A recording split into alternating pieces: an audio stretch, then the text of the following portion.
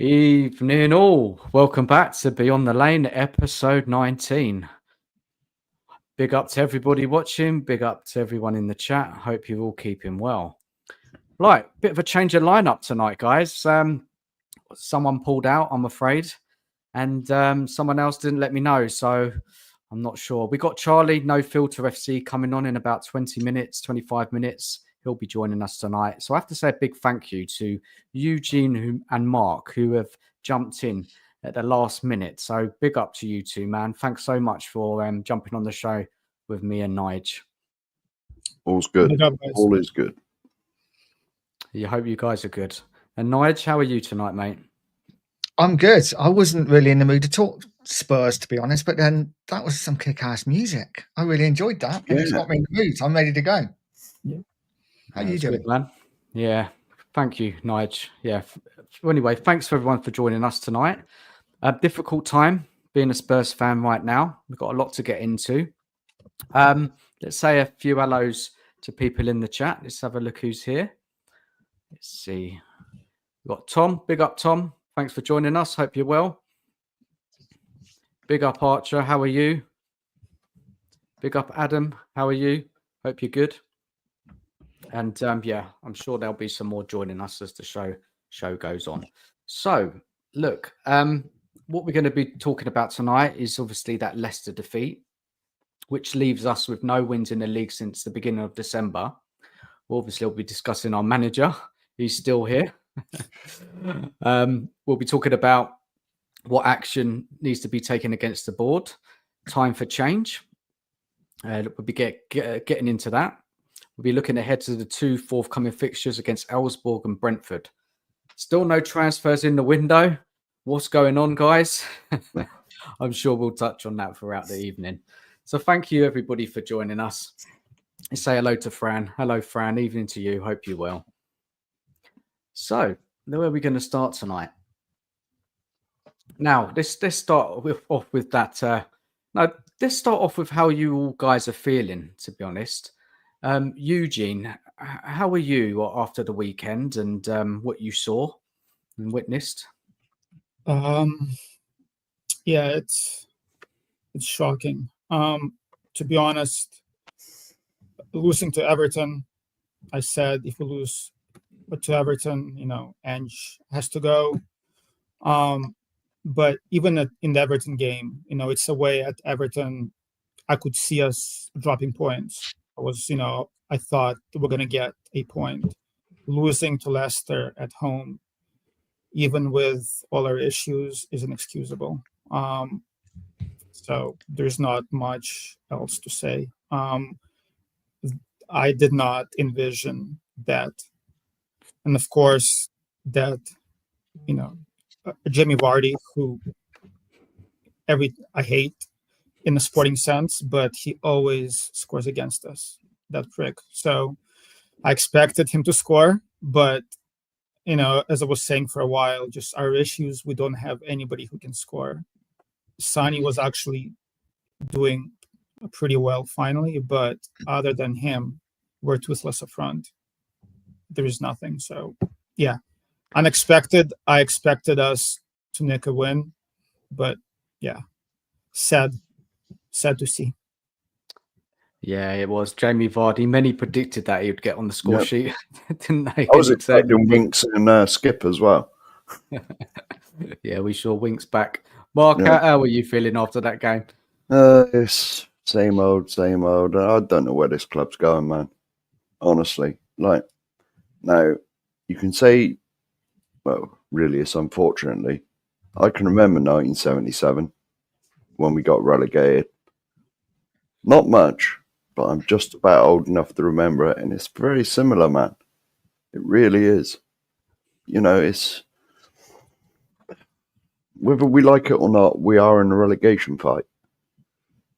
And I know you're going to come on to this, but is this what we built the £1 billion stadium for? It really isn't. And you got all these people saying, but we're still in all the cups. My opinion is, you give it, 2 weeks? We won't be in any cups apart from Europa. And I can't see us winning that either. You know, it's just it's doom and gloom every day. Every day is doom and gloom from Tottenham. There's nothing to really get excited about. I can remember 4 or 5 years ago, I would not miss a Tottenham game. Now I can't even be bothered to watch. No, if I can't watch a game, so what? So what? And you know what I mean? It's really depressing times now. I've not worn a Spurs shirt for ages. I'm too embarrassed. You know, and I got hundreds of things upstairs. I saw you wearing one the other night, Mark. Yes, I did. But that's because the cookmeister ordered me to go and put one on. So it weren't your choice. No, it wasn't. It was no. It's embarrassing now. The club I've supported all my life. You know, it really is an embarrassment. Yeah, it is, man. It's hard times. And Nige, how are you coping with it all? You went to the game, didn't you, at the weekend? Yeah, I'm loving it. It's brilliant.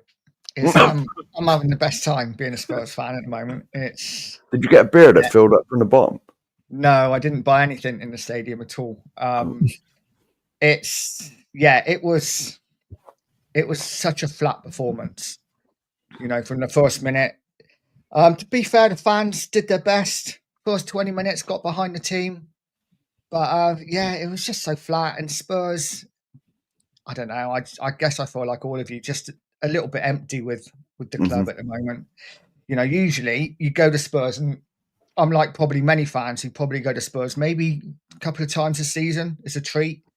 And, you know, always look forward to going now. Don't get me wrong, I had a lovely time. But usually if I'd go and we'd lost, I'd be really annoyed. And it would just ruin the day. But it didn't even ruin my day, you know. And it got to the point, and this is bad as a Spurs fan to say it, and I don't know whether I should, but I'm going to. 90th minute and 7 minutes injury time, I'm like, I actually don't want Spurs to score, because if they score, everyone's going to stop chanting the Levyout, because that's what happened when we took the lead. You know, as Levyout chants, as soon as we took the lead, it went dead. You know, there was no chance at all. You know, this club has to go to the rock bottom before we can get better, for me. And I think we're pretty much there now. Yeah, good points, Nige. Yeah, it's tough times, isn't it, right now, being a Spurs fan? Really, really is. Yeah, I'd normally say this at the start of the show. If everybody could, if you haven't already, please subscribe to myself, Nige, Pure Coys, and Mark as well, the 2 Mark show. That'll be really great. Thanks so much. Look, let's get into the Leicester game. Now, I'll just bring up the lineups. We're not going to spend too much time on it, but we do need to run over it. So this is the 2 lineups there. Any surprises for anybody with that lineup? Well, Sarr was apparently injured. Is that right? Or he's now injured? Yeah, he's now injured. He was sore or something was up. But I mean, we didn't have anybody else to play. So no. I mean, it wonders. You do seem to wonder where the what's his name, the left back was. Reguilon. Reguilon. I would have played Gray at the 6 and Reguilon on the left. Yeah. And it's surprising, isn't it? Reguilon didn't start because he's obviously can't play on Thursday. Well, exactly. He would have played. He's been playing recently. It's just that doesn't make sense. There was no information that he's got an injury at all. So no, I don't know what was going on there. Maddison, obviously, we found out the news before the game that he's injured. Oh, is he though? I mean, personally, he's fell out with Ange. We all know it, don't we? But we've not had any concrete proof that he's fell out with Ange. But he obviously has, I think, personally. I think so.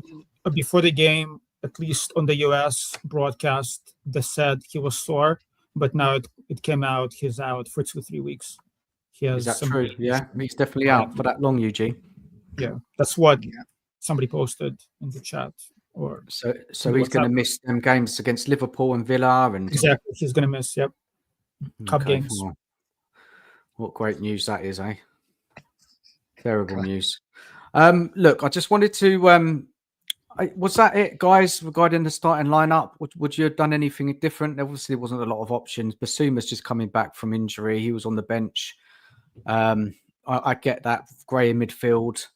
And he did go in midfield, didn't he, second half? Yeah. Again, Spence wasn't on the bench, was he? I think he's not fully fit yet. Yep. So there wasn't a lot of options. But still, there was enough there in that side to put on a better display. We'll get into it. Let's have a look at that subs bench as well, just to show you who we had, what options we had. You know, Regulon, Mikey Moore, Lancashire, Austin Basuma. That young signing was on the bench, Yang. Yeah, I did notice before the game though. How many subs are you allowed for a Premier League game? Because we didn't even fill that up. Well, yeah, we have plenty of injuries at the moment, haven't we? So, are you allowed? Because you look at Leicester's list compared to ours. Yeah, we were one short. I'm missing. You were allowed 10. We only had 9. We didn't have anybody else. Yeah, well, there we go. That just shows what a state we're in. Yep. Yeah, well, look, we have got so many injuries. It's true. Okay, let's get out of that. What I want to say, I want Eugene to take that first half, just run us through it. How did you think we played in that first half? What was the performance like, in your opinion? I mean, flat. There was no creativity. I mean, Poirot put in that one good cross that we scored on. Other than that, I know Sonny hit a post or a bar once or twice. Nothing exciting, to be honest. Maybe we should have scored one more, given the chances that we had, but I didn't feel like we were in control. It was the same old Spurs. Some possession, mistakes. Again, I thought Sonny had his best game in a while, at least. I could see he was an influence on the pitch. Other than him, nobody else impressed me, to be honest. There was a few chances, but not too many. I can remember a Son had it was a cross shot, wasn't it? It hit the bar, and then he had a shot which was tipped round the post, I think. Porro had a shot, didn't he? Which was palmed away. Yeah. But other than that, there wasn't that much, really, was there? No. Yes. What was your view on that first half, Mark?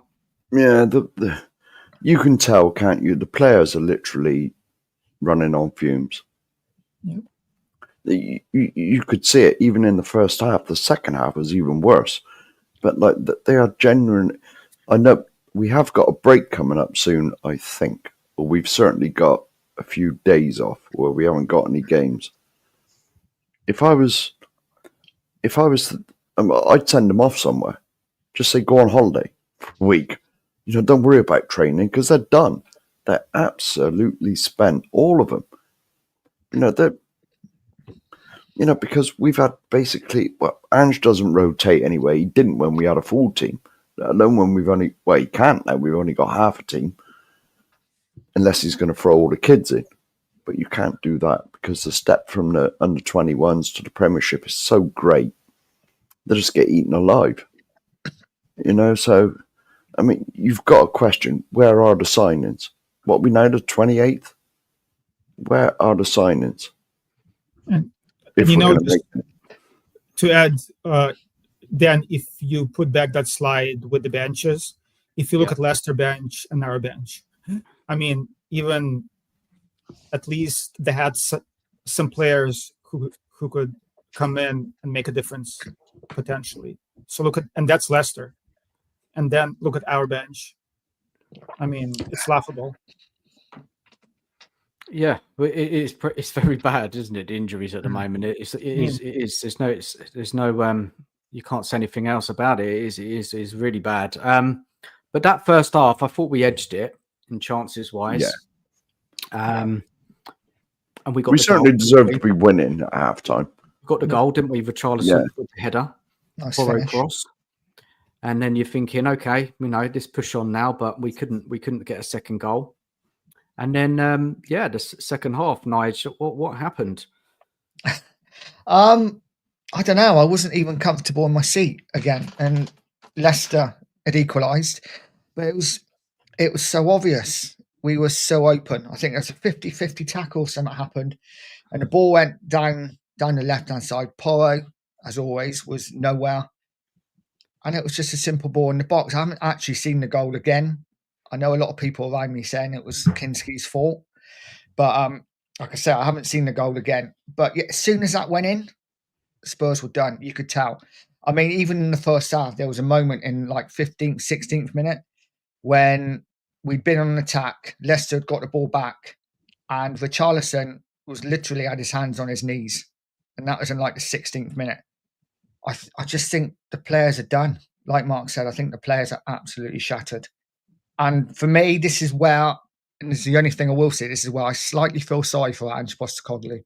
Because whereas I don't think he's a man to take Spurs forward, he has been screwed over. We should have signings in by now. And, you know, that's down to Levy, obviously. So who wants to talk us through those two goals?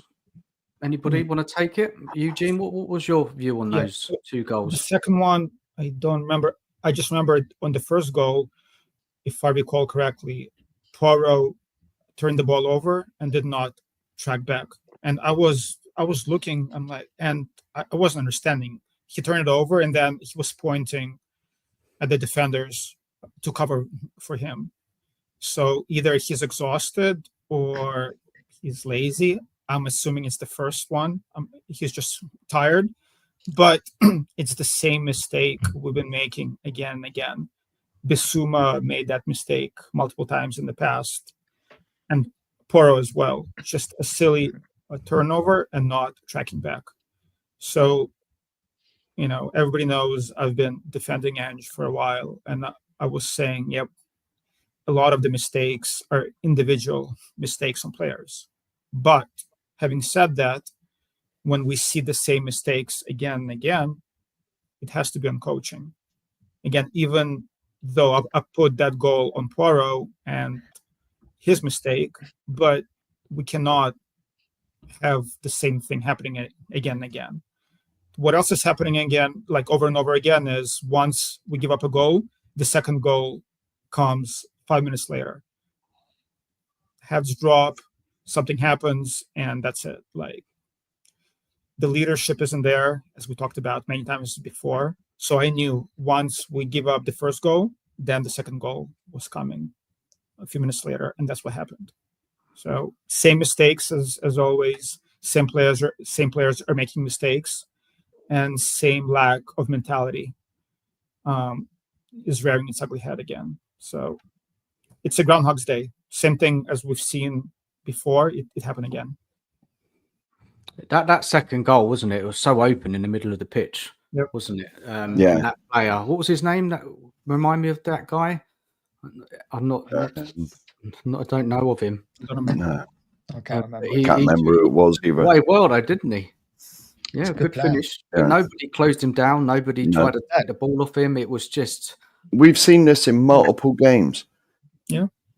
When one of their players will pick the ball up in the middle of the field and they can run 20, 30, 40 yards and there's no one anywhere near them. It's like the rest of them have gone off. And until they get, you know, well, honestly, it's ridiculous. I've been moaning about it for months now. The tactics, the style of play is.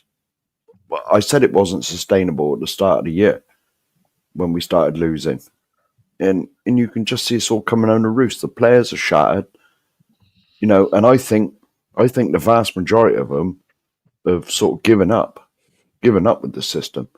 It's a combination of they don't like the system, they're knackered anyway, and so they haven't got the energy to put in the effort that he wants. And I think, thirdly, they've given up with Ange because they see that his tactics just do not work in the Premier League. They'll work in Scotland when you've got the best team anyway. You know, but they won't work in the Premier League where you certainly haven't got the best team to begin with, let alone now. Well, we got the 15th best team at the moment. Let's bring in Robbie. Evening, Robbie. First time on the channel and on the show. How are you, man? Yeah, doing well, thanks. Good to see you all. Hope everyone's having as good of a night as they can. Still getting over Sunday. But yeah, pleasure to be on. Cheers for having us on. Yeah, I think I briefly met you on Tottenham away. I think, but it's nice to properly meet you on stream. Yeah, it's nice to properly meet you. Yeah, thanks for coming on, man. How are you? And how are you feeling about Spurs and that Leicester performance? It's one of them where a few years ago after Spurs games, I'd be furious. I'd be really angry. I'd come on my own channel. I'd go rant and rave and go crazy.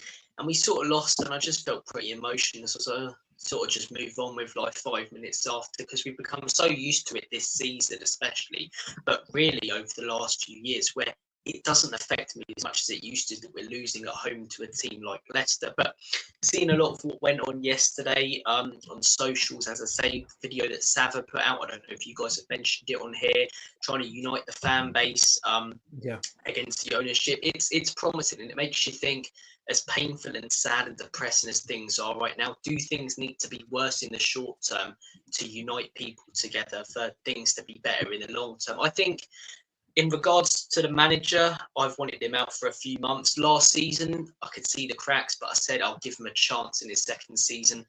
15th midway through January, though, his tactics and tactical changes are clueless. And I'm not sympathetic to the injuries as well. Something I keep hearing, I don't know about you guys, is we'll start clicking again when we get our fully fit squad.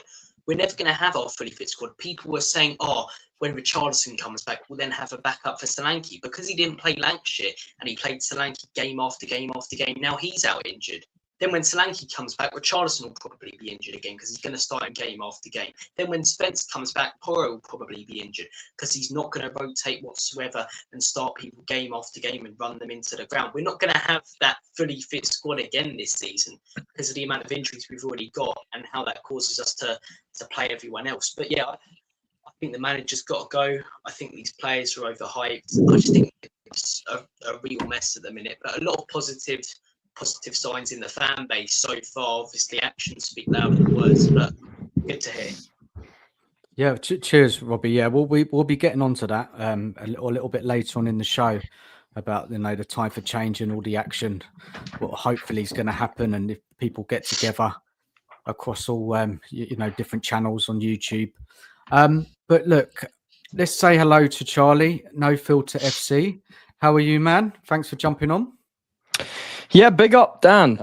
Thank you for giving me the chance to come on here, making my first appearance on the channel. Look, big up to everyone here. Big up to the chat. Should be an interesting show. But yeah, subscribe to everyone here that has channels if you haven't already, of course. And yeah, big up the Spurs DANalyst, the channel, every single time.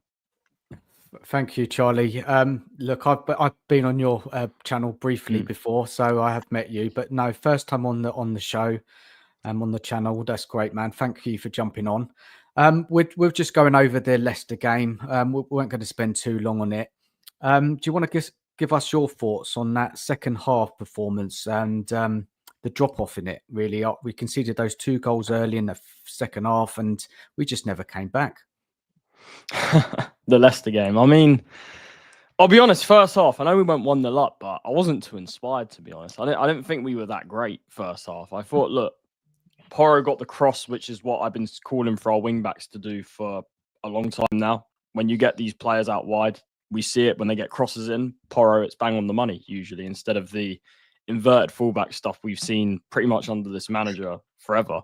Second half. I mean, to let in 2 goals to Leicester, who were on a 7-game losing run. I mean, it's shocking. But at the end of the day, we're that surprised, because I've started saying this recently, like, when we think it's rock bottom, it never is. Like with Spurs, I don't think there is a rock bottom under the current situation that we're in. It's and in terms of my thoughts, both of them very poor. I mean, the second one especially, where they're just letting him run all the space, no closing down, just let him shoot. It was amateur, to be honest. And to be honest, with the energy in our squad, with the injuries, with our players basically being flat out, like literally no energy left, we were never getting back into that game, if I'm being honest. It was always going to take a team that had options off the bench, players that were fit. It was never going to happen.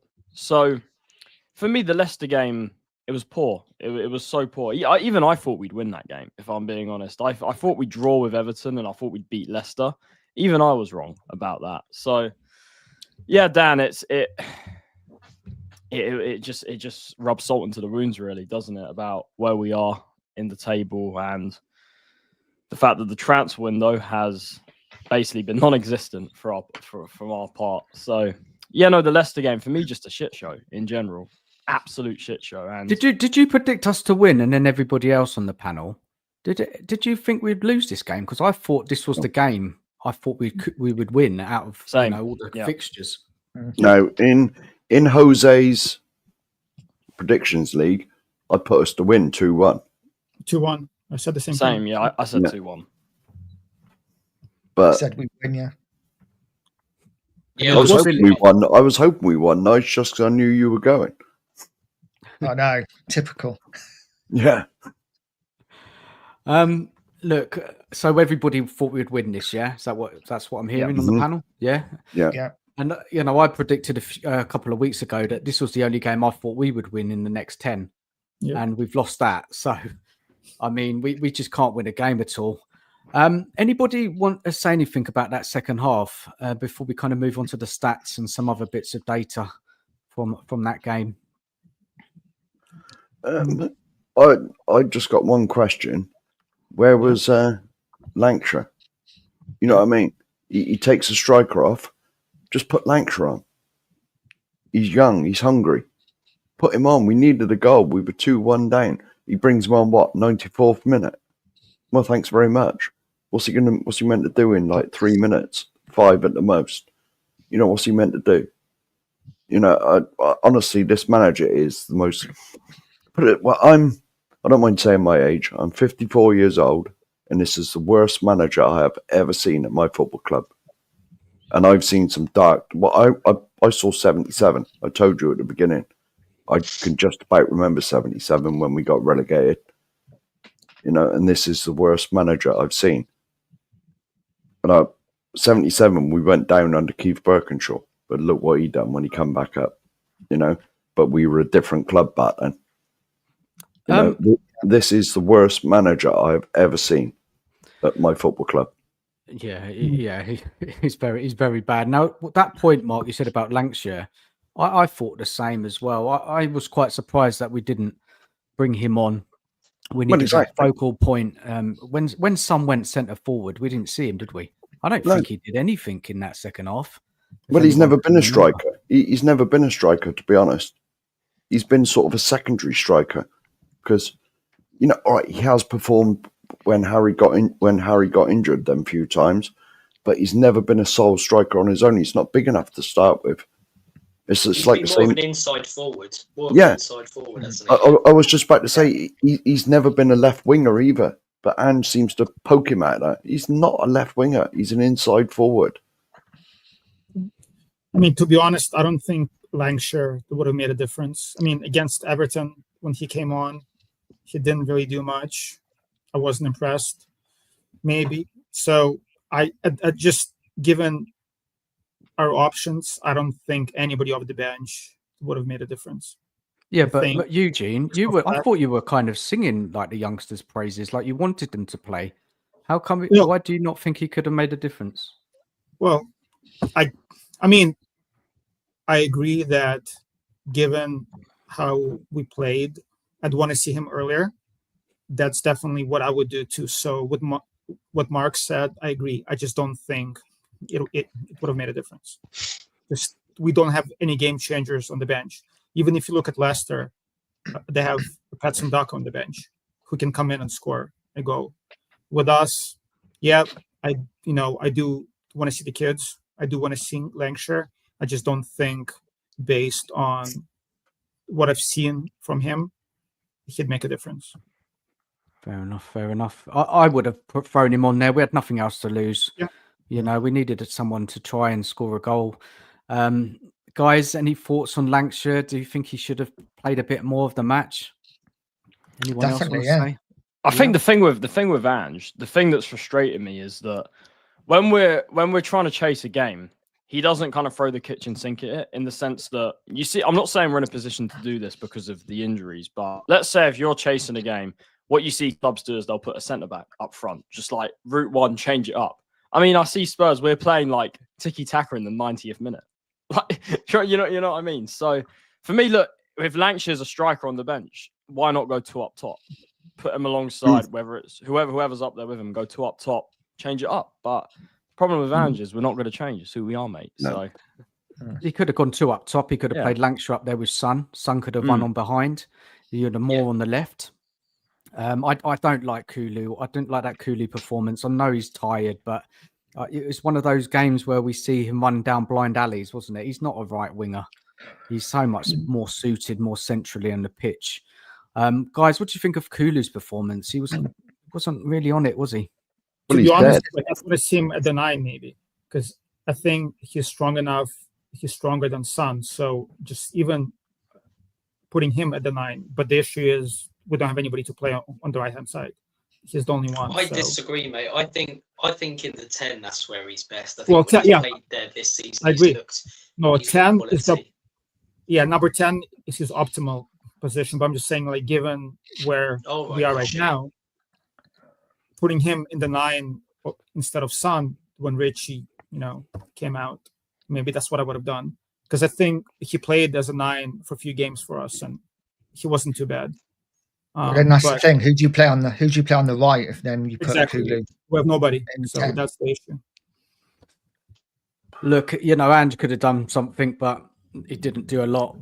This is my main criticism of Ange, is he will play the same way whether we're playing top of the league or bottom of the league. Southampton, because we had 2 games. We had Southampton, and then a few weeks later it was Liverpool. He played exactly the same way both of them games. He's not flexible. He won't adjust nothing. It's his way or the highway. And to be honest, the highway now is getting us relegated, because I cannot honestly see where our next win is coming from. We're going to talk about Ange after we've reviewed the game. So save sorry. some things back. Don't give it all to us yet. No. We've all got our. I was just getting wound up here talking about that fool. No, there's just no surprise there, Mark. It's terrible times. Look, I'm going to go over some statistics of the game, and then anyone can give any comments on what they see, and then we'll just do a final summary of that match, and then we'll move on to Ange. We need to talk about him. So let's have a look. So let's bring up the stats of the game. Please, anybody, if any observations, what they see out of that. When they see them stats, it's nothing great, is it? Look at Leicester. There's 12 attempts on our goal. It wasn't a great position. Death, life and death against teams like Leicester, against teams like Ipswich. Honestly. Yeah, it's true. Shot attempts 12. That's normally like 20 odd. And so that's actually come down. That's probably because Leicester aren't that good. Exactly, but they still beat us. Yeah, well, exactly. Did anyone else want to say anything on those stats? I mean, possession we had as we do normally at home, but stats mean nothing, do they? We had so much possession, but we did absolutely nothing with it. Yeah, we're toast. We have nothing. You can't really read into the stats, to be honest. No. It's just one of those games where you can't take anything away from it. It was just such a poor game. What about this one?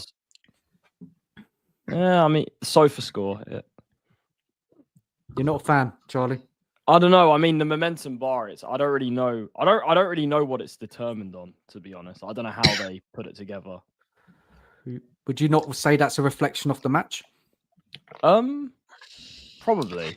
I mean, the green shows that we were like. It kind of shows to me that we were doing quite well, which I don't think was the case, but. I guess in terms of possession, maybe. And the average positions there, if you see us, what do you think of the line, the back, the centre backs? I mean, again, I think with a game as poor as that, it's hard to read into stuff like this. I mean, yeah, we're high up. The one that does concern me is Richarlison's basically in midfield. I mean, I don't know what that's about. Yes, Dan, it's hard. It's hard for me to honestly, with having watched that game, because some games I can look at the stats and say, okay, that makes sense, and I do like to use stats because I think they are very important. However, when a game's so poor, it's kind of hard to read too much into these things, in my opinion. Fair enough. Anybody else want to say anything about the average positions? And it's a good point, though, Charlie. Why is Richarlison spending most of the time he was on the field in midfield? Oh, yeah. I'm surprised number 23 is on there because I never saw him the whole game. What, Porro? Yeah. I didn't think he'd be on there. Well, or he'd be slightly higher. And he stopped the goal in the first half. Yeah. And he gave the ball away, so I saw him. Well, yeah. Not track back for the first goal. Yeah, it's nothing great. I get what you guys are saying. I just like to look at these things to see if we can learn anything from our performances. But as you said, Charlie, it's nothing we can learn from that awful performance. It was. So let's just summarise it quickly and move on to Ange. Nige, summary of the game quickly. Just a really flat, tired performance. Even the way we pass the ball, you could tell that the players are just dead on their feet because so many mistakes. Decision making was poor. A couple of times, Porro getting out wide, great chance to put a ball in, and he's shooting from stupid angles. Just for me, just a really poor, flat performance. Nige, with Porro, I just want to add something to that. So, honestly, I've seen he's been getting a lot of flack lately, and I agree. Look, his performances haven't been good. He's making mistakes and that sort of thing, which is all true. Like in recent weeks, it hasn't been. However, with Porro, I've always said, for me, this is a quality player. He's been overplayed. He's been ran into the ground, and most importantly, I think pretty much since Ange has come in, he hasn't played in his natural position. He's a wing back. 100%. He's an attacking wing back, a right wing back that's supposed to be basically playing as like a winger. That's why he was bought for Conte at the end of the day. He's played out of position for 18 months now, basically. And I think people kind of forget that because I don't think our squad's great. We've got some duds in our squad, but I don't think Porro is one of them. And I think that the criticism, is harsh in that regard because of it doesn't represent the true quality of the player, is what I'm saying. Like, we've got Timo Werner in our squad. No, I agree totally, 100% with that, which is why I'm so disappointed when he gets in those attacking positions that he shoots from stupid angles instead of, crossing the ball. That's my only frustration with him. And Charlie, to push back a bit, in the Everton game, I believe when we play back three and Porro was more of a winger or at least more attacking. Eugene, I don't think it was a back three in that game. I know a lot of people say it was a back three, but having just watched the game, it didn't look like a back Gray three. came into the midfield, didn't he? Yeah, that's what it looked like to me. Maybe, but I'm just saying. To me, it seemed like Porro was more attacking. He was given more room to play, but I didn't see any crosses from him. Like I know he's the only guy on our team who can put in a good cross, right? But sometimes in some games, I just don't see it.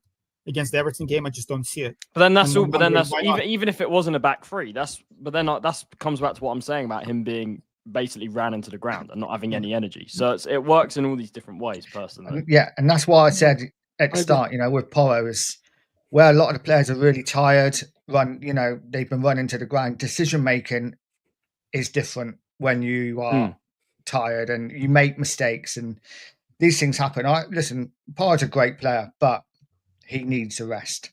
Yeah, definitely. But it's like Charlie said, him and Udogie were bought for Conte as wing backs. Yep. They're not full backs.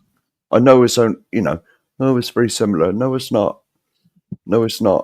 Because when you're a wing back, you're charged with getting forward, supplying the ball into the box for your striker or two to be in there. It's totally different than playing fullback. And neither Udogie or Porro, they're not the best at defending. That's my personal opinion. They're just not, because they were bought to go the other way, in my opinion.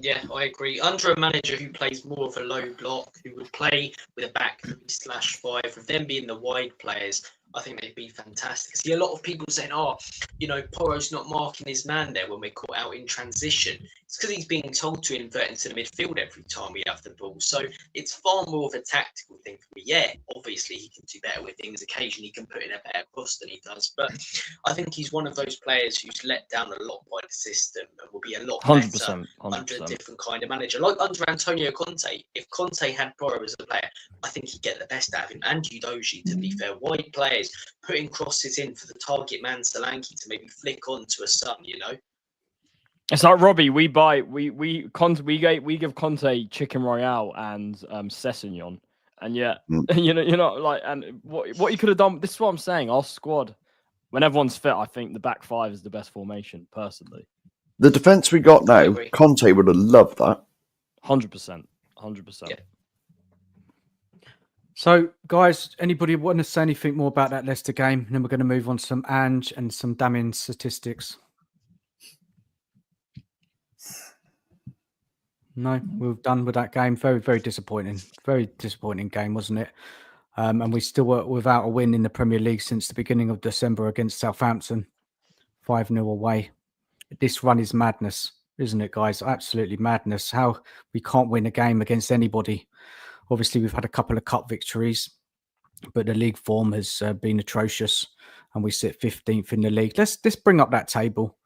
Yeah, let's have a look at it.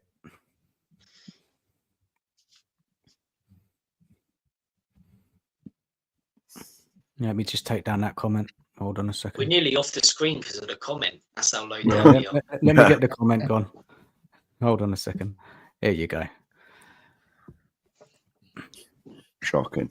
It's crazy being behind West Ham with the negative 16 goal difference. It's crazy. I mean, look, Everton now. How many points of us behind us nowadays? What's that? It's 5? 1 point. Oh no, 1 point. I'm looking at the wrong total there. If we keep Ange and Ipswich, Wolves, or Leicester can really go on a run, we'll go down. Because we're not going on a run from now. I think that the relegation thing, that's first of all, the fact that this is even a conversation, I think, is shocking. Like, it's pathetic that we're even talking about this in the first place. But also, in terms of where we are, yeah, I mean, do I think we're going to get relegated? No, because I think in the end, the cream, look, whatever we want to say about the manager, I think the cream will rise to the top in terms of squad quality, which is why, for example, I think Man City are going to get in the top 4, despite their problems this season. But we're in the dogfight right now. We're in the dogfight, and in the short term, I don't see where the next win's coming from, one bit. Yeah. It's bad, isn't it? Really. The only thing bad. I'll say is, luckily, I believe there's 3 worse teams than us. Yeah. Yeah, that's kind of where I'm at, pretty much. Yeah. Like Southampton about it. And I think, I hope he's not in the chat. I think Wolves might slip in there. Yeah, but those bottom three of the bottom 4, we've only beaten one of them. Yeah. Twice against Leicester we haven't beat Wolves, and we haven't beat Ipswich. So are people generally worried that we're going to get pulled into it? We are in it. I think we're in it. If we keep this guy, I'm not worried we'll be pulled into it. If we keep him, I genuinely think we'll go down, because I think the injuries will keep going. I think protesting things will ramp up. Fans will get more and more aggravated. Ipswich plays Southampton in a few weeks. If they can win that, and that's the thing for me. One of those teams probably will. Chances are, by law of averages, go on a run, right? Whether that be 3 wins in a row or 3 unbeaten or something like that. I don't see us doing that. I'm looking at our next few fixtures on the form we're on, with the players we're missing, with this manager, the state of the club. Brentford away, I think that's a loss. You've got teams coming up like Man United. I think they're better than us. You've got Man City. They'll beat us, although we've got a good record against them. You're looking at other games. Bournemouth, far better than us at a minute. I'm looking at them fixtures, and I genuinely can't see win. Fulham away, that'll be a loss, I think. And it's one of them where if one of those teams, I'm not sure they will, but if they can put a run together, and we keep this guy, which pray to God we don't, Championship next season, Millwall away. I'll tell you guys something. All of those games, like, take away the cup games for a minute. All of those games from Brentford to Fulham within the last 2 years, we've at least lost to all of them once within the last 2 years. Like those specific fixtures, besides Ipswich, because they're a newly promoted team. But then actually, no, we did lose to them this season. So yeah, that still counts. It does by thinking about that. A few years ago, we'd look at most of those games and think, "Wow, we'll win that." You'd almost put your house on it. You know, it's like the weekend, Leicester at home. Like 4 or 5 years ago, you'd have put your money on us winning that comfortably, 3-0 up at half time, and see the game out in the second half. But it's the thing. I'm not even. It's not a given. I'm not 100% confident for Elsborg either, because Elsborg played Nice and they sat in a low block, and it's where we struggle a lot. So at least it's exciting. At least there's something to follow versus being 10th and not caring. So now, following Ipswich scores and Southampton scores, at least we're fighting for something. I mean, I wouldn't say it's exciting. Well, terrifying, but wrong word. You know how a few years ago, us YouTubers, we were doing Spurs YouTube and stuff, we do videos talking about the top 4 race, do videos every week talking about what Man U were doing. We're going to be doing that in a few weeks with Ipswich. Have Ipswich won, waiting to see if Ipswich are 1-1 in a game, 94th minute, if they go on to get a winner properly in the relegation scrap. Yeah. We went from top 4 to bottom 4.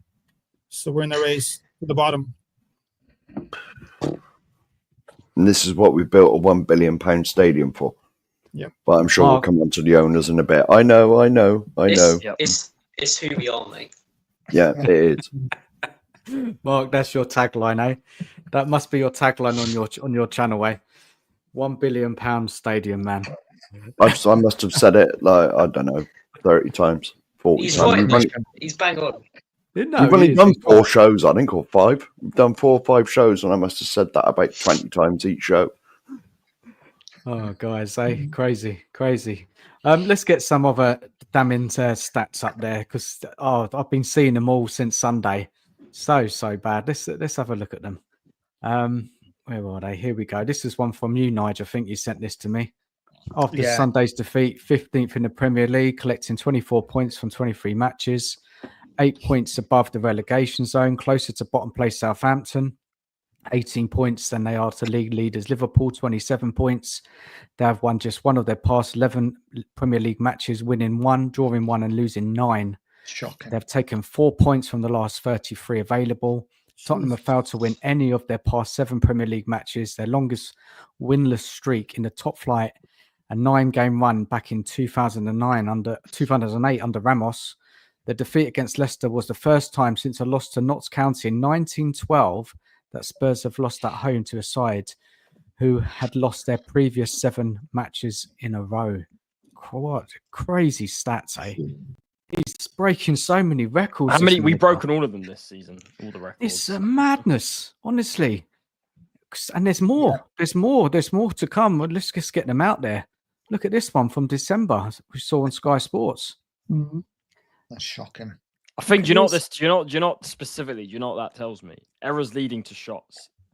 Errors leading to shot/goal. Yeah. It tells me that the manager has no interest in controlling the game, like game management, as we say. We can talk about the high line and that, which is all true, but the game management, I think these stats here tell me that it proves that it's non-existent. It's so bad, so bad. Anybody else want to say bottom of all of them? You know, I mean, we're 19th in 3 of the categories. Oh my days. Then this player, former player Don Hutchinson. The fullbacks will be high up the pitch when they don't even have comfortable possession. The goals that Tottenham give away, this is on the manager. It has to be. I'm absolutely get the injuries, but I'm not naive. But they make the same mistakes all the time. It's true, isn't it? Yeah, it's true. Yeah. A lot of people hide behind the injuries, and yes, we have got major injuries. But this was happening. We've been poor since last season, guys, haven't we? Since after that kind of 10-game run. We were inconsistent. We got into 5th place.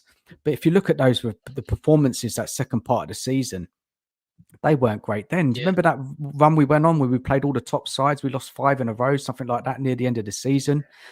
But the mad thing is that if we'd picked up a few more wins in that period, we would have made 4th. It's crazy. One more win. One more win, yeah. Yeah. One more win and we could have come 4th. Imagine I've said this on our show, right? Now, when we were top after those 10 games, Sky had a thing on Sky Sports News, and there was like percentage of teams that go on to win the league. Might have been like, I don't know, 10, 15, whatever. But it said teams that get top 4 when you're top after 10 games. It was 95 or 96% of teams get top 4 when they're top after 12 games. We're one of the 4 or 5% that don't. You know, and someone else, if you take all of last season's stats, ignore the first 10 games. If you take all of last season's stats to a few weeks ago, our league form would have put us 12th. And so the warning signs were there after the first 10 games. You know, they were there. And so really now we're doing worse this season, but we're sort of in and about our form guide anyway. You know, all right, we're 15th in a relegation battle, but that's not too far. It was, 3 or 4 points worse off than 12th, I think. You know, well, we haven't even picked up the same total we had after the first 10 games last season, right? No. Well, the warning signs were there after the first 10 games. How bad this manager is, and he truly is awful. It's like I said earlier. I'm 54 years old, and this is by far the worst manager I've seen, by far. All right, the board. I'm sure we're going to cover that. They don't help him, but he is by far the worst manager I've seen. By far. Look, let's go around the panel. Everybody's kind of thoughts on Ange. You know, I think everybody in here, even Eugene now, has had enough of Ange. Nige, what's your thoughts on Ange now? Every week, another defeat, slipping down that table. How is he still in the job? Every week we do a show. I'm pretty certain since like episode 10, we've been like, okay, we lose the next game, he's gone. We lose the next game, he's gone. And we keep losing, and he's still out. You know, I left the stadium on Sunday thinking, well, at least by the time I get home, Ange should be gone. And I kept checking my phone all the way home, and it's like, I can't believe it. And I did a video. I thought he was gone. I thought that was it. I was convinced. I was like quite happy that we were going to sack him and start with a new manager. And then all the rumours came out that evening about the 10 p.m. news. Remember that? Yeah. The 10 p.m. breaking news, which never come. We'll have to blame Ian on that one for putting that out there. But hey, so yeah, Mark, we know what you think about Ange, so we'll move on to Charlie. I'm going to come back to you in a minute, Mark, with a question. All right. No, that's all right. Yeah, no, with Ange, I mean, I said I was Ange out. I think it was when we lost the North London derby. Yeah, that's when I said I was Ange out. Yeah, for me with Ange, look, it's pretty much what everyone's been saying about the football. We're not going to change. It's who we are, mate. Like that really pissed me off because he refused to acknowledge that to play certain teams to get results, you have to adapt it. And even the best managers like Pep do that. They all adapt. There's not one manager in the world that's not successful that doesn't tweak or adapt at any moment in his career. Ange has told us, and people might say he's being sarcastic when he said like, oh, why can't it just be entertaining and stuff? But even if he was sarcastic, we saw what he said was backed up on the pitch, basically, that he doesn't want to change. He's not interested in managing the game. I mean, look at I know we won the Hoffenheim game, but look at the Hoffenheim game. 2-0 up at half-time. That should either be a shutout, 2-0, or we go on and win comfortably 3-4-0. Not, let them back in, 3-2. Like, it's just, he wants to play at 100 miles an hour. And that's why we're getting a lot of injuries as well. I blame the manager, I think, is a big reason for that, because from what I've heard, his training sessions are always 100 miles an hour non-stop. We're seeing it in the game. He doesn't want to, drop into like second or first gear. It's always fifth gear, just constantly all over the place, basically gung-ho. And ultimately, it's not sustainable. It's not sustainable intensity. So with Ange, think he's a really poor manager, really poor. And look, it's kind of like this. Somebody said it. Levy's the reason we don't win trophies, which I'm sure we're going to talk about. But I think, yeah, Ange is the reason we're 15th. A big reason, not obviously the entire reason. Because I say he's a problem, Levy is the problem. And with Ange, where I'm at with it now, it's quite interesting because should he be sacked? Yes, he deserves to be sacked. However, there's kind of in my head, I'm kind of thinking like, okay, if he is sacked now, it's going to be worse. Because if we're being really honest about it, Ryan Mason's coming in. And I know some people disagree with that, about it being worse, but I think that's worse. Ryan Mason managing this club, forget it. Forget any 1% of hope you had for the cup semi-final. Forget going through in these cups. Like, forget it. If he's in charge, forget it. I'm not saying it's going to happen with Ange. I think it's very, very unlikely. But what you see with Ange is that he has actually prioritized the cups. He's saying it. Like, he knows he has to win something. I'm not saying he will. But I think he has been trying to get a cup. You're seeing it by his team selections so far in the Carabao Cup. But I'm not saying it's going to happen under Ange. I just think that if you look, it's a really poor choice. But if you're picking between Ange and Ryan, I mean, look, if you told me we can get Iriola or something, yeah, I'm doing that right now. But I just don't see that's not going to happen. And that's why I don't think he's been sacked right now, because I think it's got to a point where Levy doesn't know what he can do. And I think that with the pressure, I know we're going to talk about it, with the pressure of the fans, Levy's kind of backed into a corner because a lot of there's kind of this Ange cult in a way, like they will back him. So I don't know. The Ange situation's weird. I just look, should he be sacked? Yes, but is it even the best idea right now? I don't know. Like, I genuinely believe with Ryan Mason, I think that would be worse. I'm not even joking. Like, that would completely just blow the whole thing up in flames. Yeah, that's just how I see it with Ange. So yeah, like it's just chaos. No, good points, Charlie. A lot of very good points there. And if you look at the comment by Toxic Headshot, is this a Poch squad?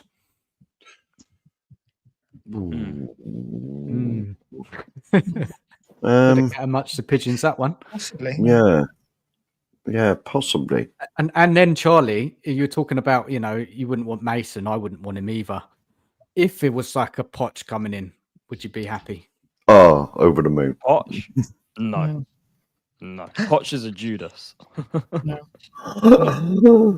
Maybe Robbie. Robbie, what about you? With I'm a sentimental knobhead, mate. I ever go at people who are like, "Oh, Sonny's, Sonny's still fine." I'm like, no, he's not good enough, and people are sentimental about players. Someone starts slating Pochettino. I'm not having it. It was his sacking when he said we need. Robbie, he went to Chelsea. That's no. He went to Chelsea. But he would have come to Spurs, but we didn't want him. He sabotaged them on purpose, Charlie. Maybe, but yeah, no. It's look for me with Poch. When he went to Chelsea, I'm like, nah, my feelings gone personally. Anyway, because it's Chelsea at the end. Yeah, that's fair. That's fair. In regards to Ange, look, I won't stay on too much longer, lads, because I've got to shoot off. I'll just give my thoughts on this. But for me, last season, it was one of them where you could see the cracks after that Chelsea game. You could see the cracks even when we were winning games, but we'd have about 15 to 20 good minutes when we blitzed teams early January, February last year. And then obviously towards the end of the season, things were horrendous. But I said during the first season, the cracks are there. Good start, 5th place at the end of the day. It's not great. It's not terrible. See what happens in the summer. See what he can do in a second season. Close to 300 million spent. We're midway through his second season. We're mid-table, right? He's caused a lot of these injuries by rushing back players such as Van de Ven Romero, overplaying players such as Dominic Solanke, Destiny Udogie. For me, his tactics are crazy. A lot of people say he doesn't adapt. He does, but it just makes us worse. Like in the Arsenal game, I'm looking at half time. I'm no tactical genius, but you can see our midfield's getting cut open. Okay, let's show ourselves up a little bit. Maybe play a 4-5-1 or 5-4-1 or something. Attack them as the same transition on the wings. What does he do? 4-1-4-1. Leaves two massive gaps in between the attack and defence just for the opposition to run through and drive through. For me, he leaves us far too open. I think inverting both fullbacks, playing a high line and not having a 6 is just suicidal. You've got no cover for the centre-backs. He came out towards the end of last season, called out fans. And okay, fair enough, you're right. A lot of fans, not necessarily entitled, the opposite, sort of accept the club being crap. Heading into that Manchester City game, and he said the foundations are fragile. Yet he's coming out this season before games saying as long as we're entertaining when people are asking him about wins. Like, how can you criticise people about their mentality when we're sat 15th? I think this was December time or something up against Roma. It might have been late November. And he's coming out before that game saying as long as we're entertaining. He comes out with some stupid things. We're hearing about Project Youth. Where's Lancashire? Why is he not getting the minutes? You know? Why are we not playing these youngsters?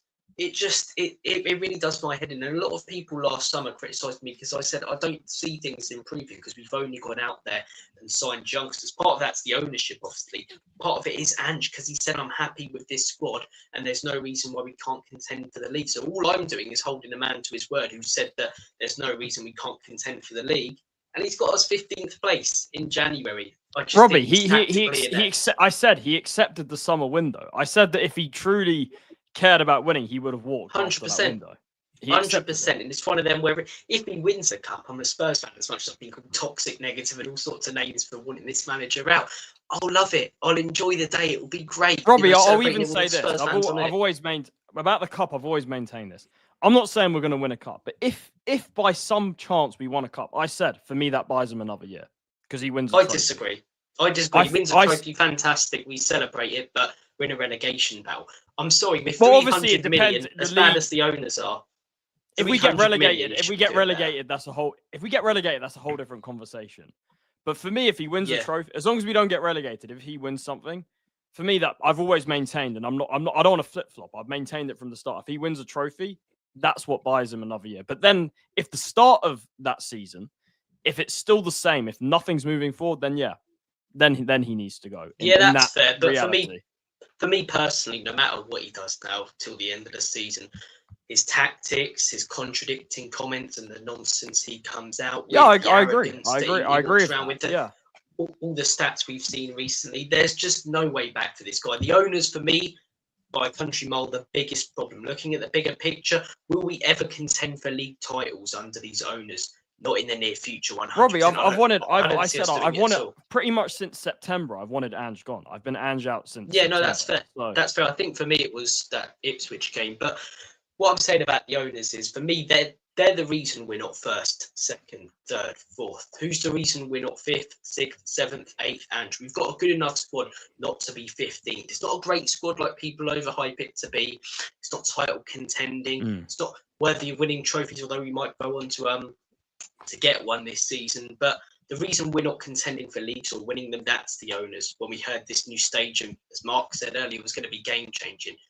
Who's the reason we're not 5th, 6th, 7th, 8th, higher than 15th? That's the manager. There's mismanagement of this squad, playing players out of position. For me, you're looking at that squad now, and I'm thinking, why are we not going with like a 4-3-4-3 or something? You know, it plays to everyone's strengths. You have Van der Ven as the left centre back, Dragusin and Romero. This is the 35th squad. Pro and Udoji wide. You have Madison sort of playing in the 10. Maybe play a Gray, Bissouma Sarr next to him.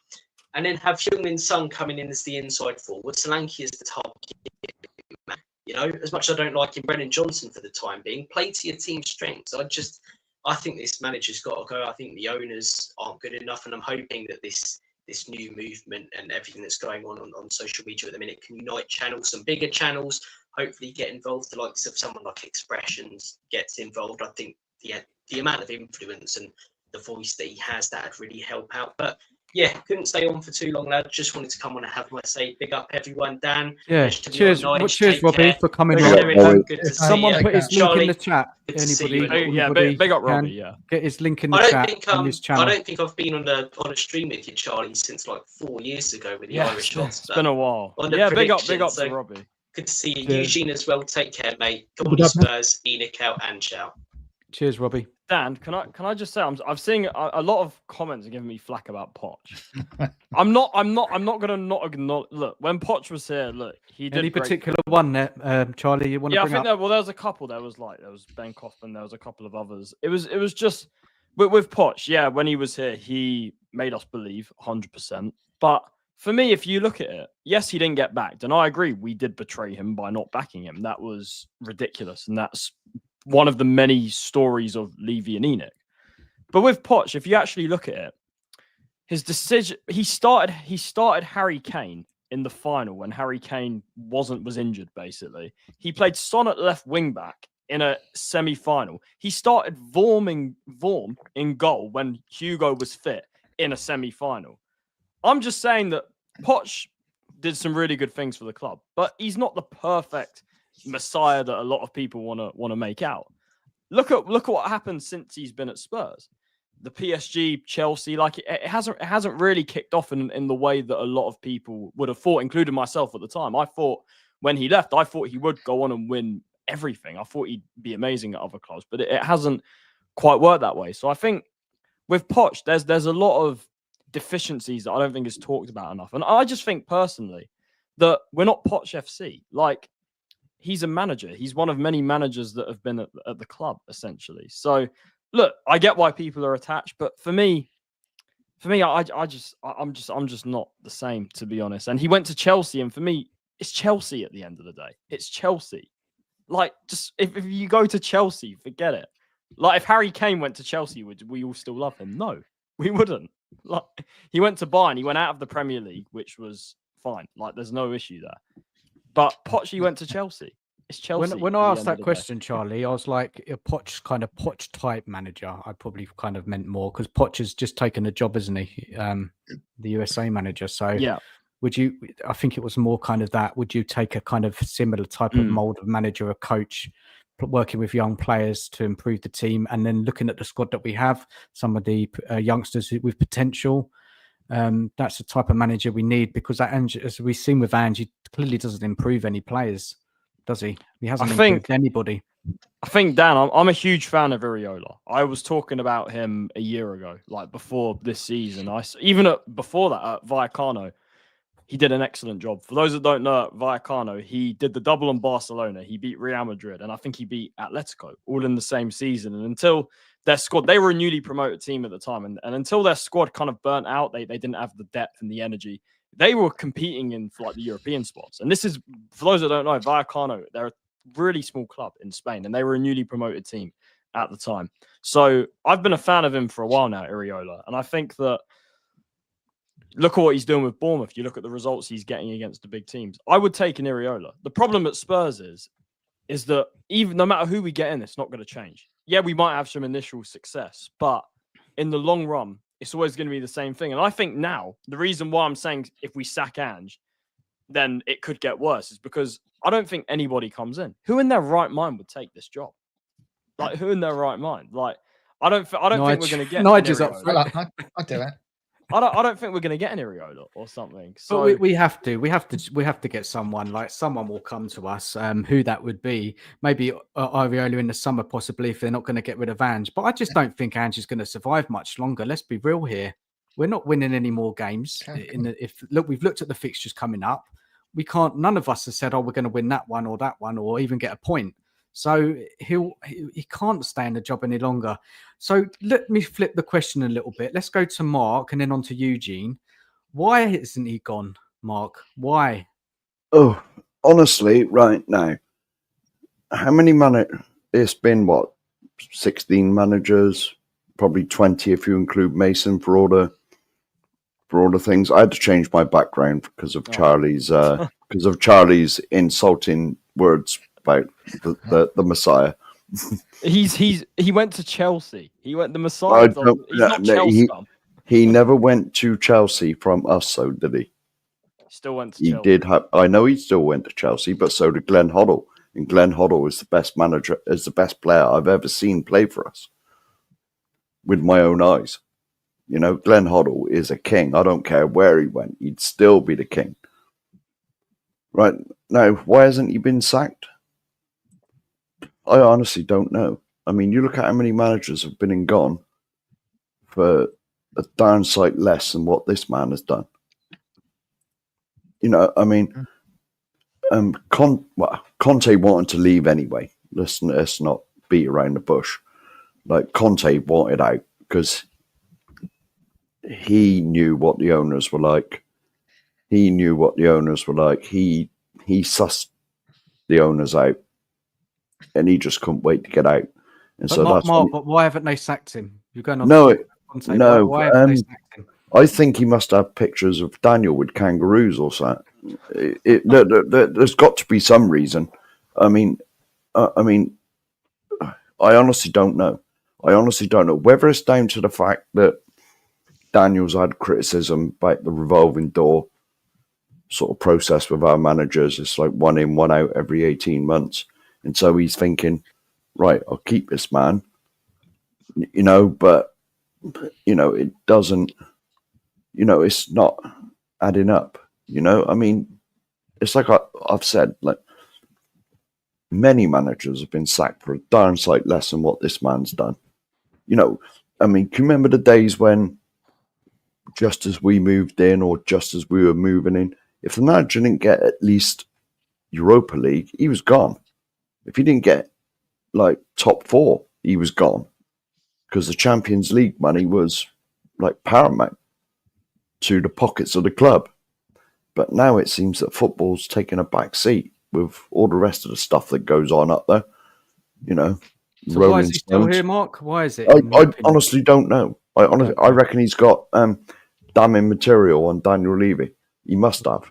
He must have, because there's no other reason. I don't honestly know, because many managers have been sacked for a darn sight less. So I honestly don't know. Okay, fair enough. Eugene, what's your thoughts? Why is Ange still here? I mean, I think the only reason is it would be a bad look for Levy to sack another manager. So he's just using him as the firewall or as a scapegoat so that fans, are angry at Ange versus being angry with the board. But if I may, just going back to Ange, just given that I've been an Ange apologist for the longest time, maybe it was the very last one to stick with him. At this point, he should be sacked, but for me, it's mainly for squad management and our injuries. But for the sake of the show, and to push back on some things that were said, there's a lot of revisionist history happening with, when we talk about, Poch, Conte, and Jose, and Ange. People say, in the press conference, he said this, he should quit in protest. I mean, come on now. First of all, no manager who worked his way up for like 40 years and finally got his dream job in the Prem is going to quit. That's not going to happen. Also, just look in the summer. We cut 40 million in wages and brought in Solanke only for the first starting 11. We spent 70 million on kids after the manager said he wants to compete. So again, Ange has to go. I'm convinced now he's not the right manager for us. And I mean, it's been said ad nauseum, all his faults. But also, let's not get it twisted. Look at the summer business. Everybody said it was a terrible window. We left ourselves short after selling off a bunch of squad players, right? Look at this window. Regardless of who the manager is, it's inexcusable for the club not to bring anybody in up until now, given that we're in the relegation battle. Sack Ange, bring somebody in, or keep Ange, bring somebody in. What's happening right now is inexcusable. Even if you look at last year, after we sold Sanchez, Ange said he needed 2 center backs. We didn't bring anybody in until Dragoshin late in January. So we had to play Ben Davis and Emerson at center backs. If we would have brought one more center back, we'd make top 4. I believe that. So yes, we can say Ange has a lot of faults. He's not the guy for the future. We should not be 15th. But if you look at the squad honestly, if you look at the talent and compare it with top 10 teams, just look at the front line. It's not good. Look at the midfield. It's not good. Players keep making individual mistakes, and yes, it's on the manager to fix it. But we've seen senior players like Romero, like Porro, Madison, Son, not having good games and costing us games. So I feel like it's everybody else's fault.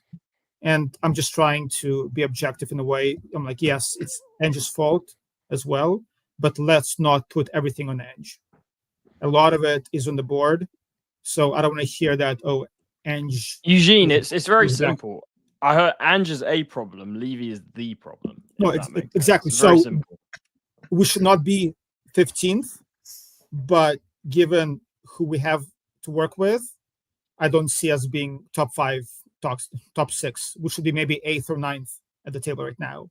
And for me, that's not good enough, obviously, right? So, Eugene, where should this squad be? Where should this squad be with the squad? Where would you say that? Where did you predict us finishing at the beginning of the season? And then everybody can answer that. After the window closed, I said I think 5th or 6th because I was not happy. We needed another midfielder, another right back, obviously left back. So I said 5th or 6th if everything goes well. But given how thin we are, it's like, as we saw with Newcastle a couple of years ago or last year, you cannot play in 4 competitions with a thin squad. And, so we should be probably 8th right now.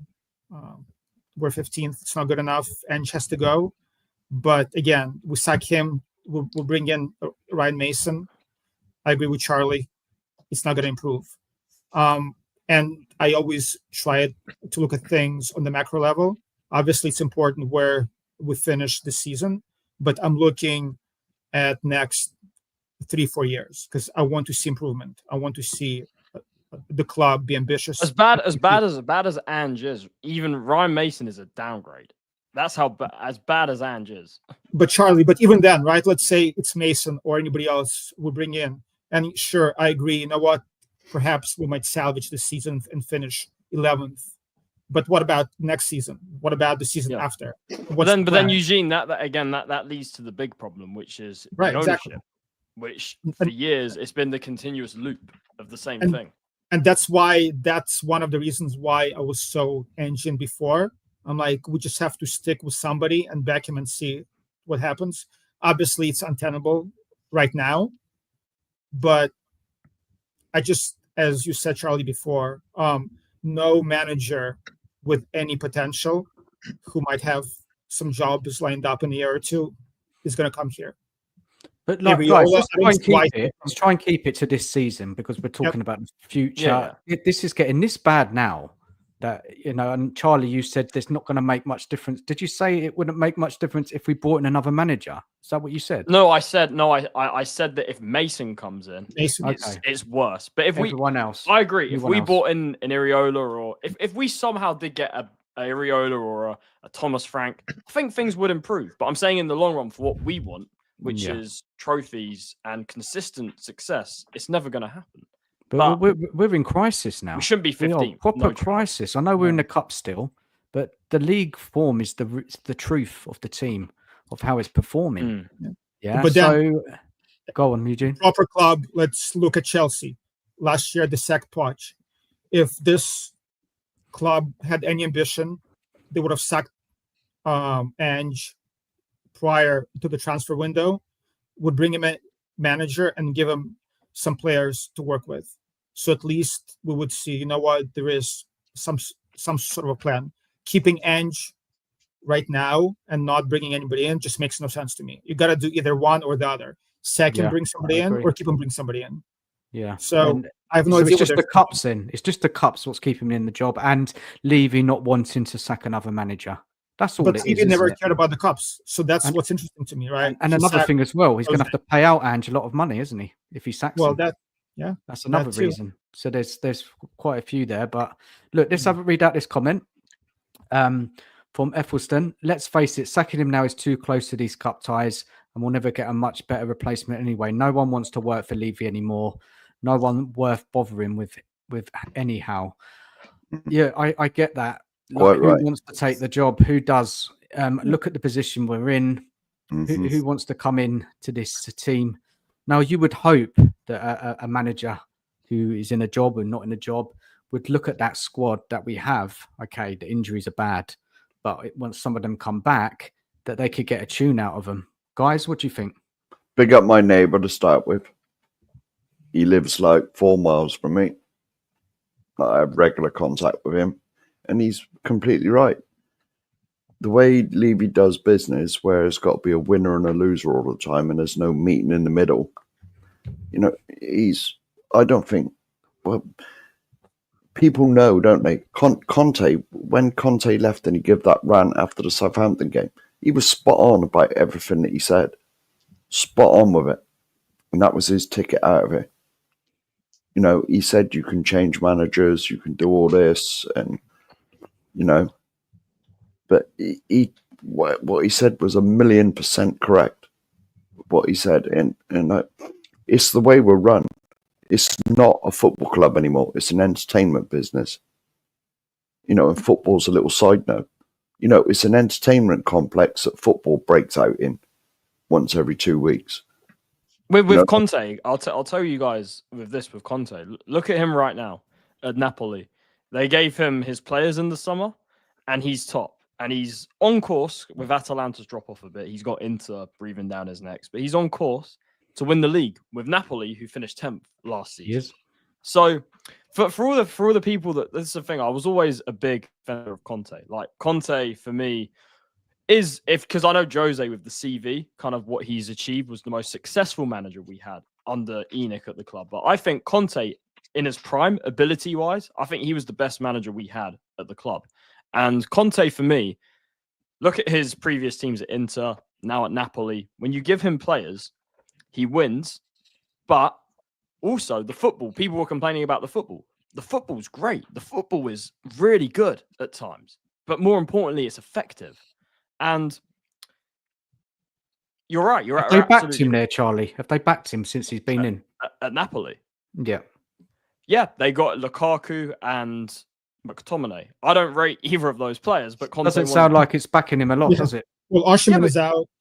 Yeah, so I'm saying they lost Kvaratskhelia, and the thing with Napoli is they've got a similar issue to Spurs in the sense that their owner or president, De Laurentiis, he's very controlling. Like he wants to control everything. But then here's the difference: De Laurentiis, he loves Napoli so much that he wants to be the guy that brings success. Like he's so desperate for it. Whereas with Levy, the difference there is that Levy is super controlling, but then isn't prioritizing the football. If that makes sense. So with Napoli, look, eventually I think Conte will rage quit. That's what he does everywhere. He even did it at Juve. But if you're looking at Napoli, it all came out that he wanted Lukaku, he wanted McTominay, he wanted those players. Whether we rate them or not, that's the players he wanted. And yeah, they've just lost Kvaratskhelia, but they're looking to bring in Adeyemi, for example. I think that's not a bad replacement. So Conte, give him the tools, and he wins you trophies. So, and of course, we let him down at the end of the day. And he said what, and he was fourth when he got sacked. Conte, yeah, he was fourth. Unbelievable, isn't it? Now, when you think back about it, even people weren't happy with the style of play, but he was only playing with the players he had. He had to be more cautious defensively because 100%. our defenders were rubbish. Yeah, he had Did we Dyer have it and back? Chicken Royale. Yeah, exactly. Yeah, and long gap, wasn't it? Yeah, Long gap come in. Well, we had this conversation last week, didn't we, about Conte, and we went through all the squads. Yep. And look, what we would do for being up that position now in the league. Oh man, look what's happened this season. It's just truly shocking. So, Charlie, did you give your opinion on why he's not been sacked? I've kind of lost track now. I think what the reason he hasn't been sacked is because I think Levy is I think Levy's kind of backed into a corner almost in the sense that he knows that if he sacks Ange, first of all, there's a very good chance of it getting worse if it's Ryan Mason. But also the reason for that is because he knows that he won't be able to get in a manager that will improve us right now.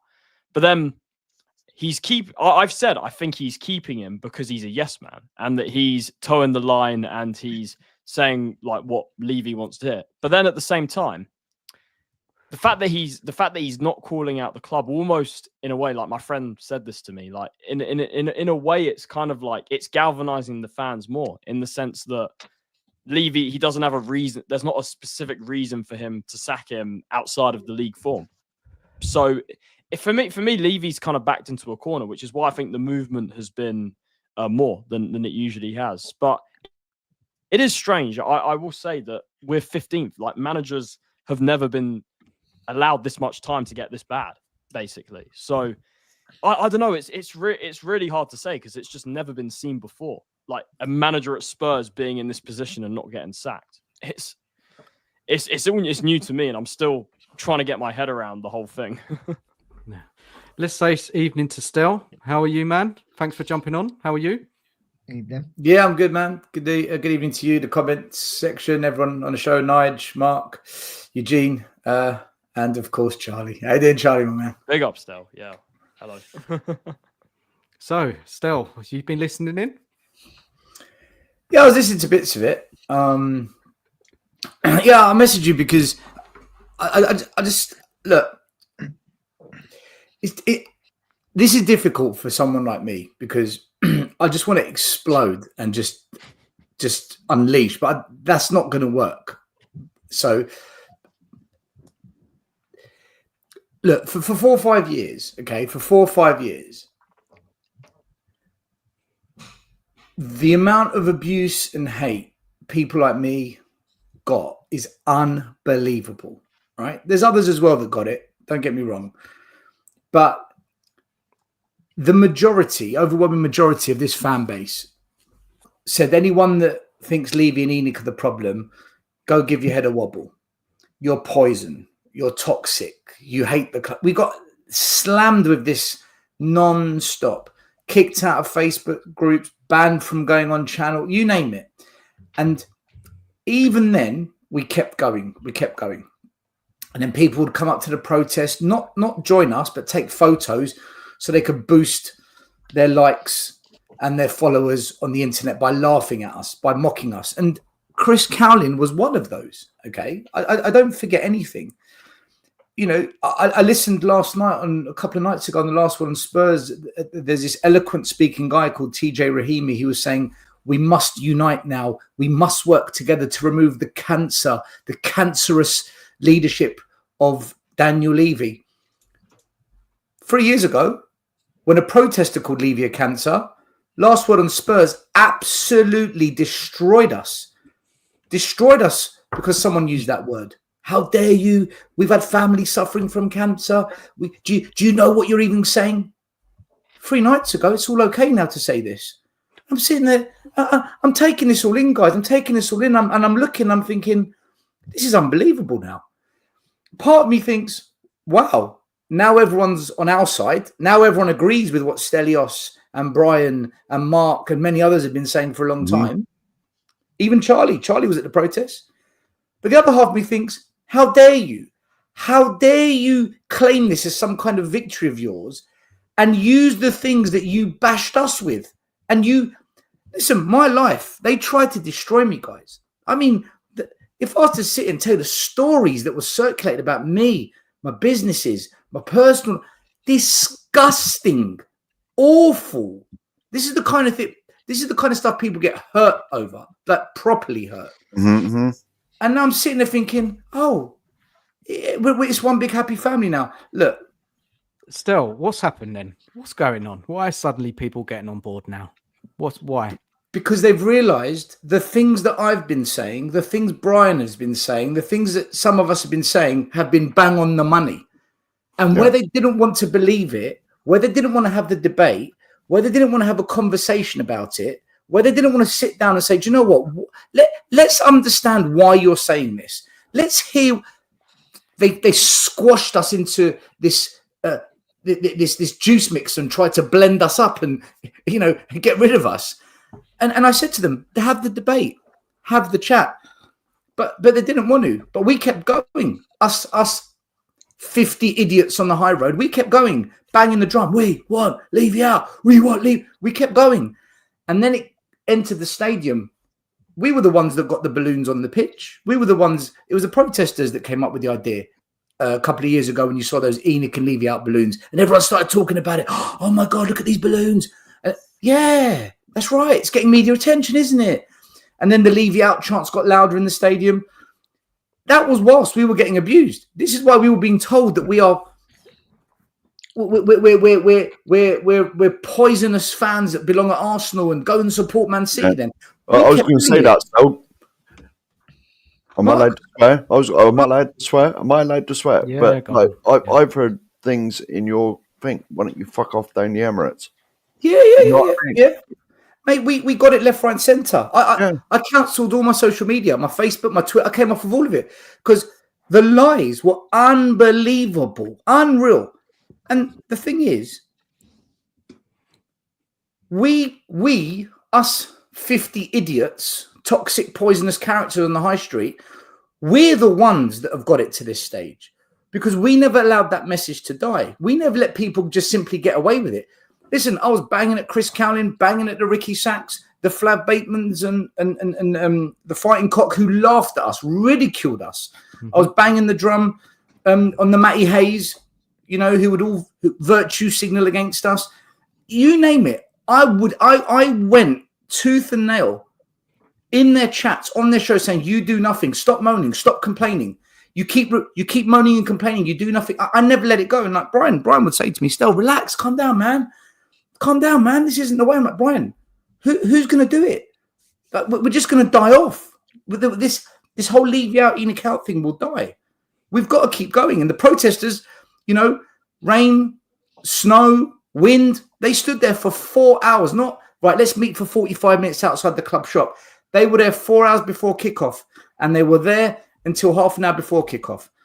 Carrying the banners, packing them away, you name it. And for me now to listen to people saying what they're saying, I'm just astonished that let's just forget the shit we gave those people because now we've got to unite. I'm happy to unite and I'm happy to push it, to brush it back behind me. But what I'm not going to... You're not happy though, are you? I can tell. You've come... What is your message? Tell us. My message is this. If these people that are saying now they're prepared to take action don't take action, I'm gonna go in harder than I've ever gone before on this, because gone in hard enough, and well, how can you go harder? Listen, there's always more, man. There's always more. Because what I'm seeing now is it's okay to hire a shit manager like Ange. It's okay. It's okay to allow Lange to be the football director of this football club. It's okay to let Daniel Levy be the chairman and continue down this path. It's okay to sign mediocre players and call them generational and ones for the future and be patient. Mate, none of this is acceptable if you are a big club. It's not acceptable. Our history has been eroded. Tottenham Hotspur doesn't exist anymore. It doesn't exist. It's an illusion. We're not real people. Like this here, it's not real. It's all virtual nonsense, man. The club is a business, nothing more than a business. It has been in the process of being nothing more than a business for the last 25, 30 years. And it's only going to become more of a business. Sports is an illusion. It's this thing that they wrap around the business to make it look like a sports club. It's not. We're not a sports club anymore. We're an entertainment venue. We're a circus for illusion disciples. We are disciples of the illusion. Yeah, we'll go to the circus. Yay! Hey, come on, you Spurs! What are we doing? What are we doing, man? Right? Look, if the YouTubers don't unite now and start trying to influence their audiences, if the podcasters don't get on board, and if fans don't pull their fingers out, stop moaning and take action, I'm going to double down on everything. Because I'm hearing a lot now. I'm hearing a heck of a lot. I'm prepared to protest. I'm prepared to take action. You know, Brian Daigle just asked a question to Chris Cowlin about an hour ago, and Chris said, "Yeah, I'll consider it, mate." No, you're not going to consider it. Do it or shut up. Don't talk about it. It's not for you. This conversation is not for you, Chris. Did he say consider it only? Don't quote me. Don't quote me. But something along the lines of it was like one of those journalists. We're looking into it. We're investigating. We're monitoring the situation. We're observing. We're interested. It's one of those ones, right? And for me, either everyone stop moaning about the players, stop moaning about Ange, stop moaning about the football club. Either take action or forever silence yourself. Forever sit down, shut the fuck up, and just become what you are for the rest of your life. A disciple of the illusion. right? You are a disciple to the illusion. Because anything else is bullshit, man. It really is. I'm so sick and tired of what I'm hearing at the moment. We've got to do this. We've got stop talking and do it. Because we stood there. We didn't. Me, Charlie, Mark, Graham, Brian, and whoever else. Yep. We never said to ourselves, right, guys, we need a committee. We need a plan. We need funding. We need corporate governance. It's got to be family friendly. It's got to be inclusive. Fuck that. Take action, man. Just do it. and then let's see where it takes us. But it's got to be well organized. We're not a political party, people. We're not a charity. We're not this kind of ethical, moral organization that's going to try and please the masses. And we don't want to upset them. We don't want to disappoint those people. Oh, but if we protest this way, maybe someone's religion's offended. Oh, hold on. Don't do that in the protest because that side of society is going to be really upset. No, man. Just we've got to take action, Dan. And what I'm hearing right now is a lot of talk, a lot. Okay. And what does this look like? I'll wrap it up. Sorry, Dan. I'll wrap it up. What I'm worried about is this, because Iggy got me thinking last night. Because Iggy brought this up, and this is why I'm like this now. Because I'm watching it and I'm thinking, do you know what? I think Iggy might be right. I'm skeptical because if we beat Brentford and somehow knock Liverpool out the Carabao Cup, I'm seriously concerned this goes away until the next crisis. But then it's another chance missed. And this keeps happening. Poch, Conte, Mourinho. We had plenty of chances to do this. But this time, it seems different. I think it is different. But I'm being honest with you, man. There's a lot of talking going on.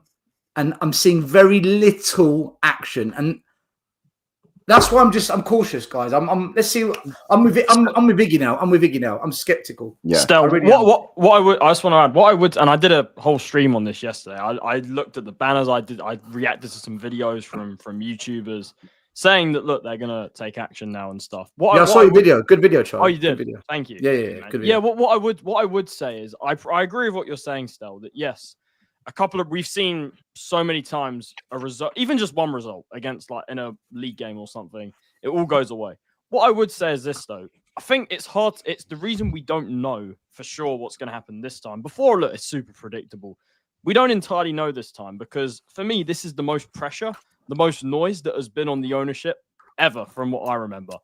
The fans took action in the Leicester game. They took action. Whether they're going to continue to take action is a whole other question. That is what we need. In that isolated incident, they did take action. And the banners were there. There was like 3 of them. The fans were singing Levyout, all of that. It needs to continue. The media as well, which I covered. For me, the media Levy's always had them in his pocket for years, especially Sky Sports. And now Sky Sports are talking about it. They're all talking about it now.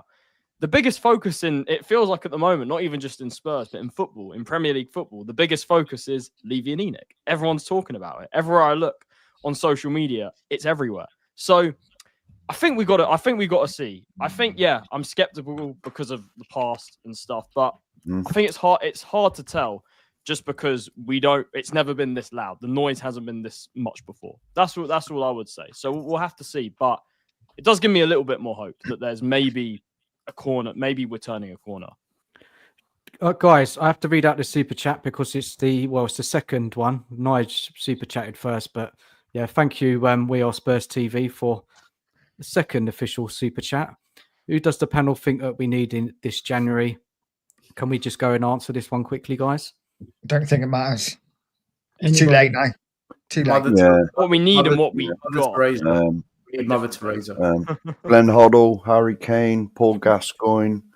I tell you what, the super chat, do you know, that does remind me. That's one of the reasons why I think a lot of fans have realised the problem is because of the transfer window. I think even the most positive Spurs fan knew that we needed to sign players because whoever we want to blame the injury crisis on is another thing. I said Ange, but anyway.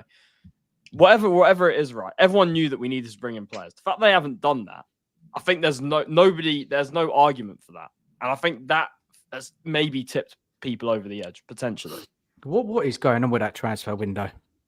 Honestly, can anyone make sense of it? Yeah, this is disciples for the illusion, right? Most of this fan base, and I do mean most, at the end of August said, really good window, could have done more, but generational signings. Solanke's, that's exactly what we need. Perfectly fits Ange ball. Graham Bergvall, generational. Werner, good bit of business. Odebert, look at his stats. Okay. Odebert gets a pass because the boy's been injured, right? He's been injured. Bergvall and Gray haven't been amazing. I think Gray's done a good job, but he's not amazing. Bergvall's not been amazing. He's had one good game, one meh. One good game, one meh. But they're kids. What did we expect? Solanke, okay. Nothing special. All right. Werner, absolute shite. And Yang, the one that they said, oh, have you seen the videos of him? We're trying to send him on loan to QPR now. I thought he's going to come in and bolster the squad. I thought he's this generational Heung-min Son Mark II, right? In the summer, a small percentage of fans said, what a joke. You wait and see when we get injuries. You wait and see when we play 2-3 games a week what's going to happen. And what's happened? It's completely gone to shit. None of us thought it'd be this bad, but we all said, 10th, 8th. But so many fans said, nah, look at the squad, look at Ange.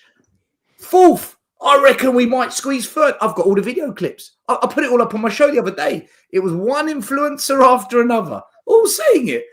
And now, all of them, Ange hasn't been backed. Hold on a minute. Rewind yourself. Go back to the disciple of the illusion state you were in. You told us it was really good. And that the squad would handle this. Guys, this window is everything that is Levy and ENIC. They don't care.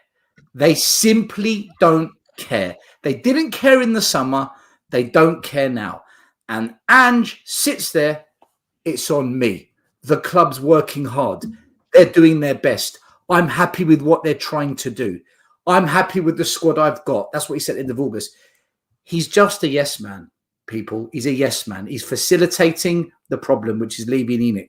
And what you're seeing now are all our fans who talked shit in the summer, now not knowing what to do. So they're going after Levy because what else have they got left? And you've got a manager who contradicts himself every time he speaks. I do feel slightly sorry for Ange. I'm not going to lie. I want him gone, but I do feel sorry for him as well because do you know what? At least he's keeping a level of respectability, whereas Conte was like, fuck all of you, and just blew it up, which I kind of like, by the way. I like that, but that's probably the wrong way to go about it. At least Ange, he's trying to, be an honourable man and saying, look, I'll protect these idiots behind me, the Levys, ENICs, the Langes. I'll protect them. Don't go for them. Come for me.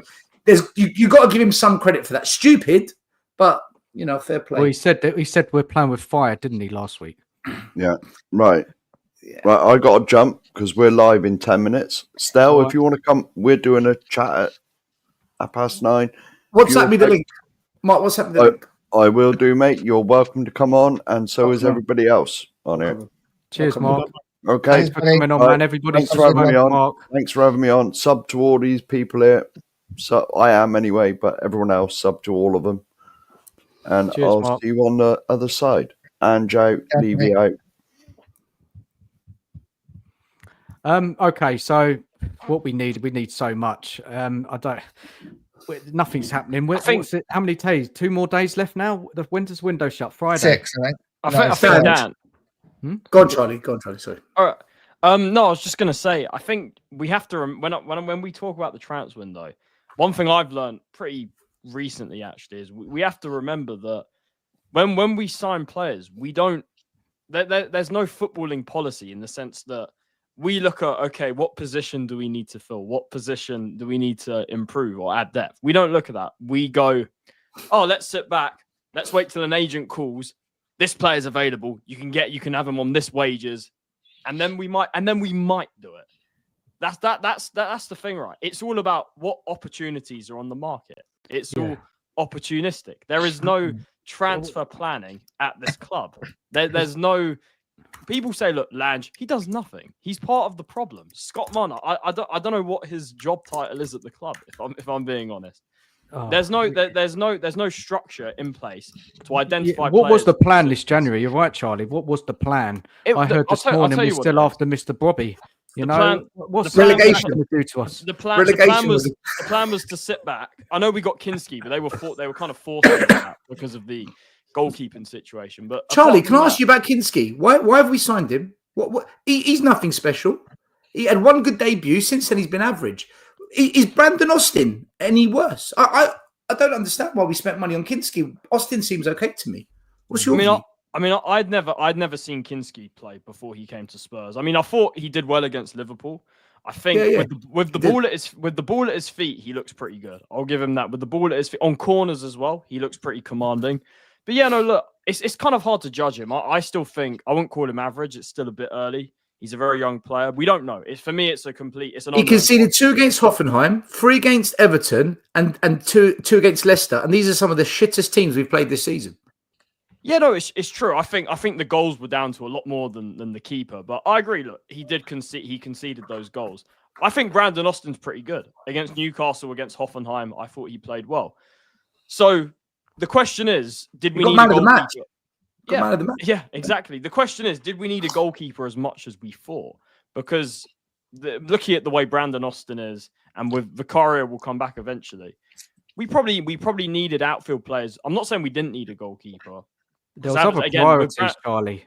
Many more priorities, but there was obviously no plan because we haven't done nothing, have we? There was no plan. The plan, nothing at all. The plan was to sit back and wait for an agent to call and give them an opportunity on low wages. That's plan. What it is. I just want to hear from Eugene about this question, and thank you so much for the super chat. Eugene, is there anything you want to add before we move on from this? I mean, the reason why we signed Kinski, he was on the under 21 world team or whatever with Yamal. So I have no idea. As I said before, Austin looked decent. I mean, again, it's criminal what's going on. As a proper club, there should have been a plan on January 1st. You either sack Ange, bring somebody in, and bring some players in on the 1st of January. Or keep Ange and bring somebody in on the 1st of January. There is no excuse for us. It doesn't matter like who's at fault or injuries, this and that. The facts are we're in the relegation battle. We need some bodies. We can't play everybody twice a week. I'm surprised that Archie Gray, Kulusevski are still, and Poro are not hurt. They play twice a week. So regardless, a club had 2 options. Sack Ange, bring somebody in. Keep Ange, bring somebody in. There is no excuse for us not to bring in, like if Ange doesn't rate, what's his name? Regular. Yeah, exactly. If he doesn't rate him, bring in the left back who we needed even in the summer. We didn't bring him in. We needed a winger at least. We need everybody. We need a striker. Like right now, we need 3 bodies. You cannot convince me there are no loans available. Just if you don't want to buy anybody for Ange, that's fair enough. You can't bring in a loan. Douglas Luiz was available. He's a perfect 6. But Eugene, it doesn't fall into this bullshit wage structure. That's the problem. Well, let's move on to that, actually, because I want to bring up something about this. And Charlie, I know you want to talk about this as well. You've got something to say. Stel, you will as well. Anybody else? This is what we've seen today. Yeah? Well, I don't know when it came out, maybe a couple of days ago. Guys, give us your thoughts on this.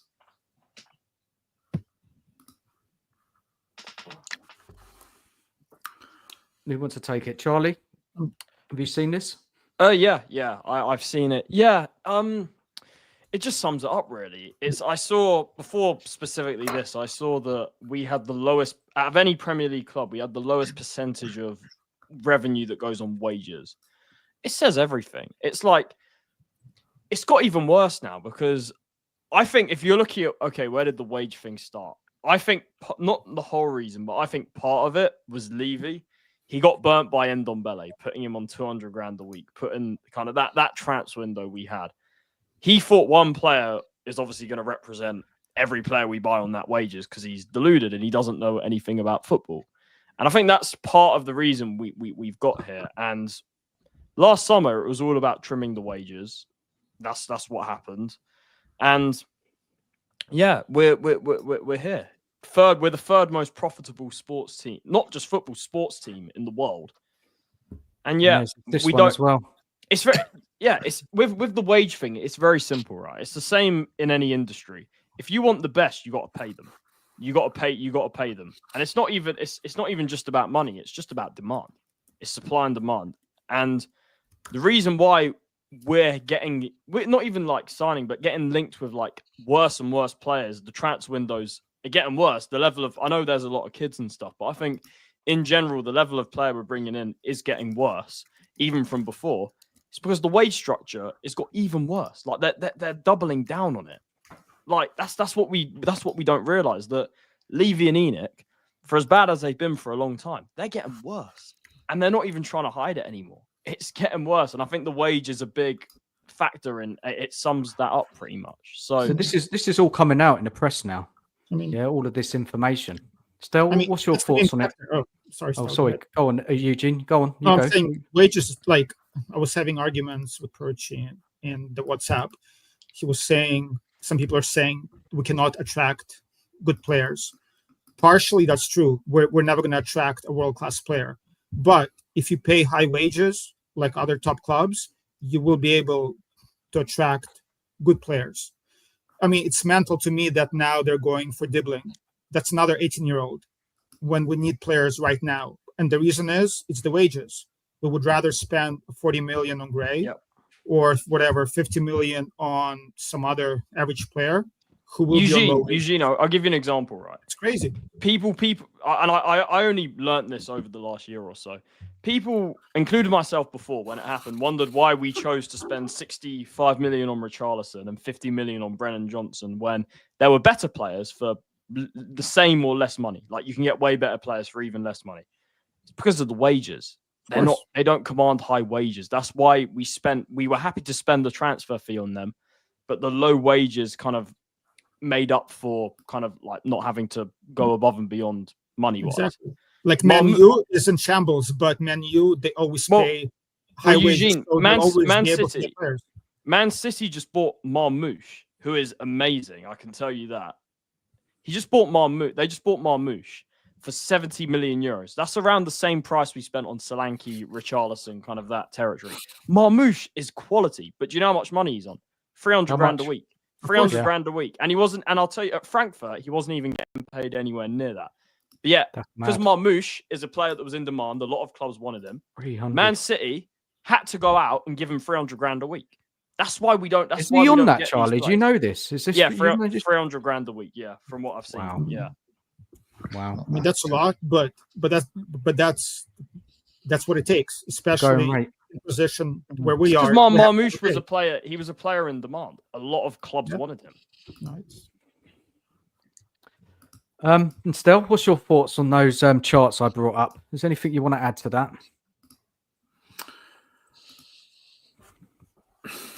The finances is not my strength. Yeah, really, to be honest. I don't know about you. Yeah, we run it like a fantastic business. Maximize your profits, reduce your expenses, and you become the most profitable club in the last 20 years in the Premier League. It's a no-brainer. They run it like I said. They run it like a true business, an excellent business. But by doing that, you're neglecting the dynamics of what a football club is, which is, if it wants to be successful, it has to pay higher wages. It has to sign better players. It has to pay more on transfers, and it has to pay more on wages. And we don't want to do that. We simply, especially the wages, we don't want to do that. But my argument would be this: put that all to one side. They've had 25 years to get a piece of paper and a pen, or if you're new to Spurs, an iPad and a stylus, right? And write down, what do you want to achieve football-wise? What do you want? FA Cup, Premier League, Europa Cup, Champions League, Carabao Cup? What do you want? What is it you want to do? Maybe you want them all. Maybe you want a bit of both. Okay, so you write down what the goal is. Then you write down, what's our time frame realistically? And then you look at other clubs. You say, how long did it take for them from the starting point? Right, it took Chelsea, Man City 3 odd years. Okay, but they threw major money at it. Took Liverpool 5 years under Klopp. Took Fergie 5 years. Okay, let's put a 5-year time horizon. So 5 years. So we know what we want to achieve. We know how long it's going to take. What have we got to do to get there? Well, they bought some youngsters through the academy. They signed some up-and-coming youngsters across Europe and from the UK. They made some really savvy signings. And they signed 2 or 3 real top draw players, ones that gets people on the edge of their seat. And they spent a bit of money on that. Right, so now we know how we got to get there. These are the players we need to sign. What kind of wages are these types of players going to want, right? So you write down that. So now you've got a plan of where you want to go, how long it's going to take to get there, what kind of players you need to sign over that time frame to get there, and what the wage bill will cost and what the budget will be on transfer. So now you can map a plan. Won't go exactly like that, but now you know there's direction here. And if something goes wrong, it's okay. Fix that and get back on course. And the last thing you do is you appoint the people to deliver it. That's our football director. That's our head scout. That's the manager. And then you make an announcement to the fan base. This is what we're going to do. This is how long it's going to take us. Bear with us. Expect this, this, and this along the way. There'll be some bumps. There'll be some challenges.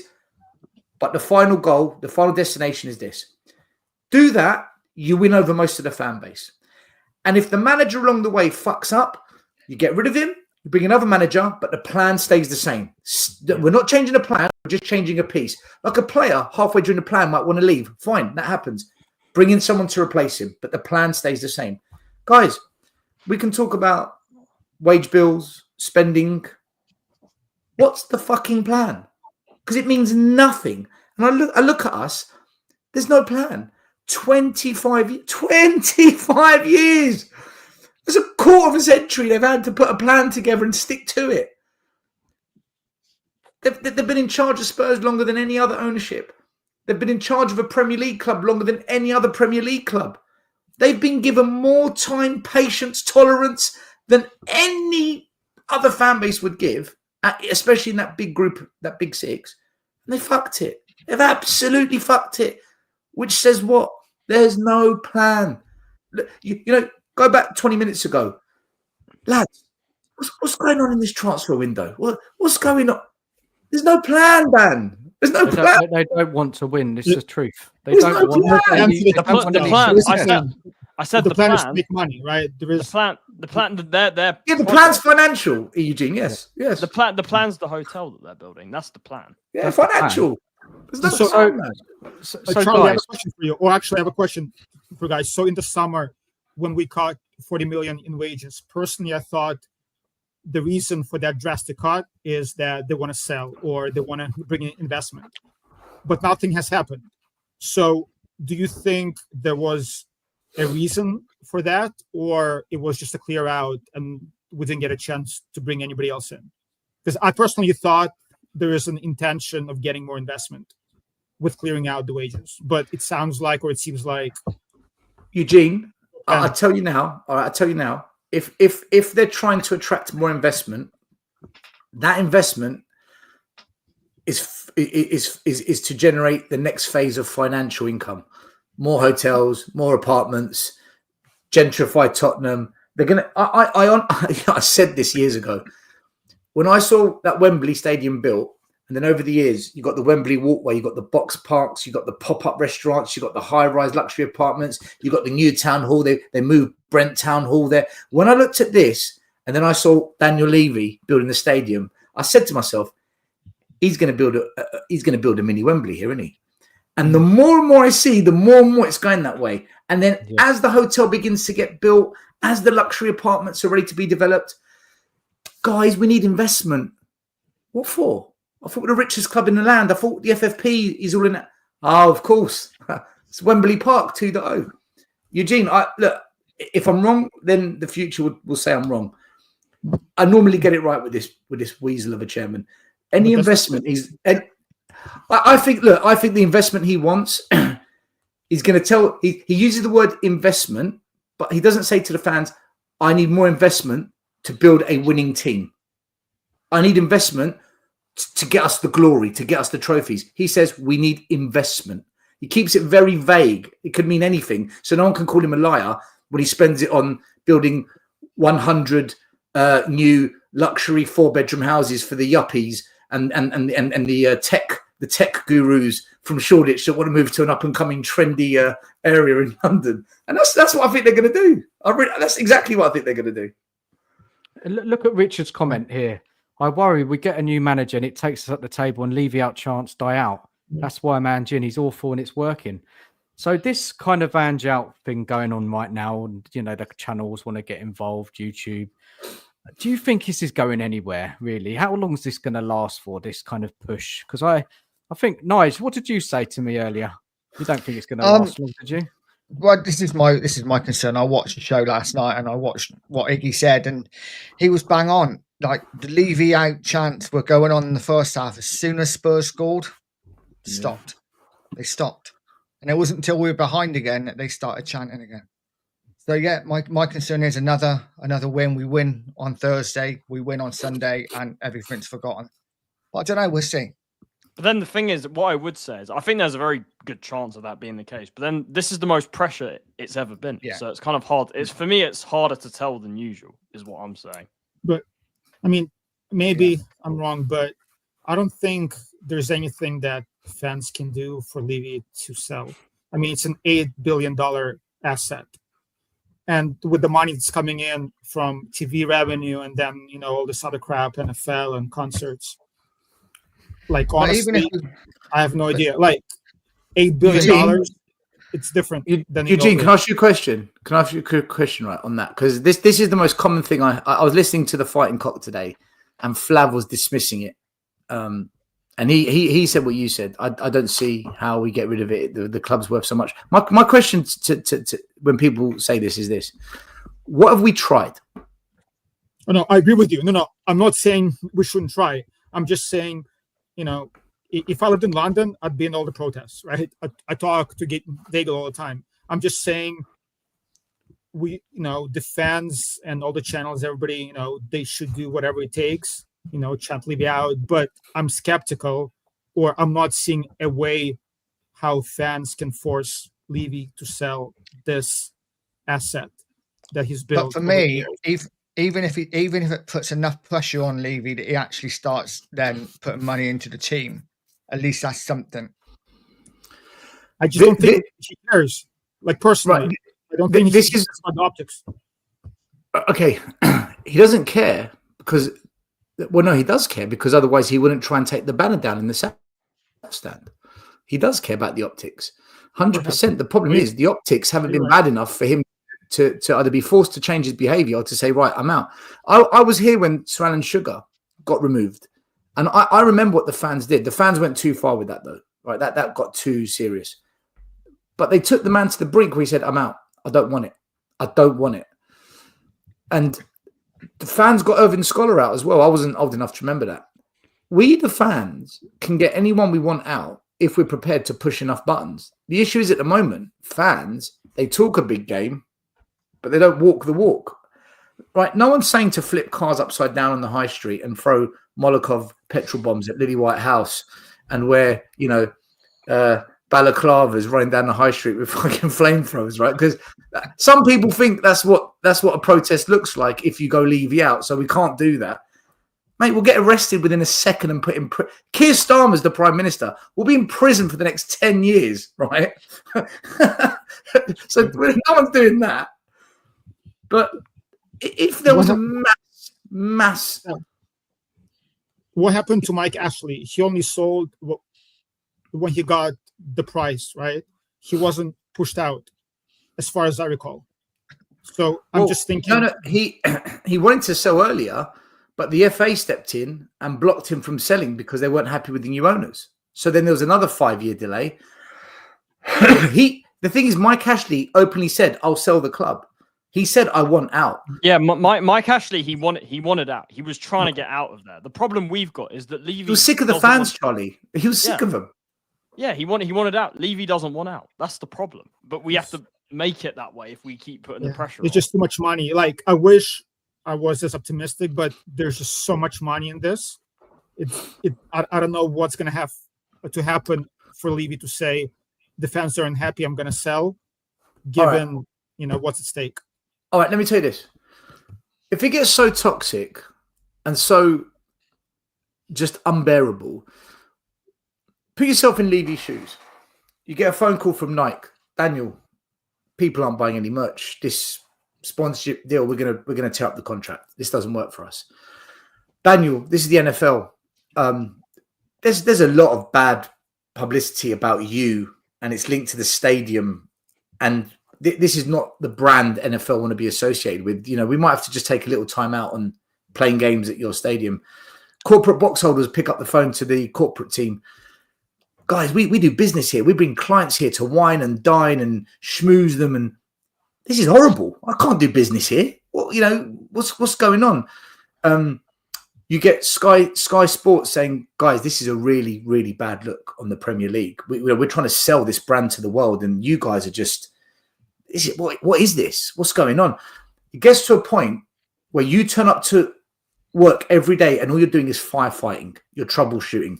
You're stressed. There's no enjoyment in the job. Fans are booing you. Fans are queuing outside the stadium waiting for you to arrive. They're booing you, and they banners, get out of our club. You're not one of us. Everyone's got a breaking point. He can give it the whole, I've got thick skin, this and it. Anyone with thick skin, everyone's got a breaking point. Everyone has got a breaking point. Look, I broke. I deleted Twitter. I'm done. You win. I'm broken. Everyone's got a breaking point. The thing is, and we saw it when his wife stroked his hand that Conte season, and we could see her lip reading to him, it'll be okay.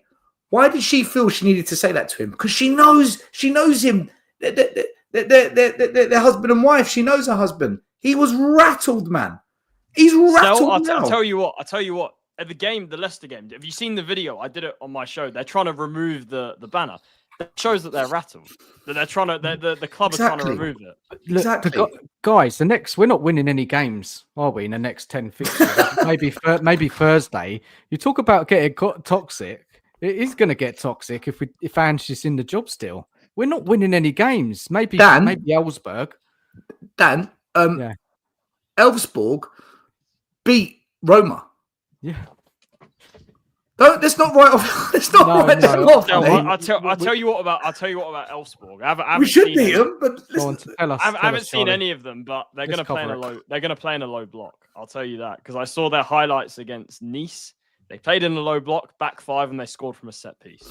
By the way, do we need a win to a draw should be top right. 8 or a draw? I think we will beat them, but it's going to be like Hoffenheim. It's not going to be great. I don't know, man. We look knackered, man. You can't predict any Spurs games anymore. But I'm saying I'll tell you the advantage we have over Elsborg is that they're on pre-season right now because the Swedish league is different. It ended in I think November or something or October because of the winter. It's too cold for them to play. So they've just come back from that Nice game they had. That was their first game for 2 months or something. So they're not. From what I might be wrong, but from what I believe, they're not fully match fit. And they just sold their top scorer to Plymouth. So I don't know. Maybe that could help. So they're still up. They can still qualify in the playoffs. Yeah. So they've got something to play for there. If you have a look at they've won the last 2 games in Europa.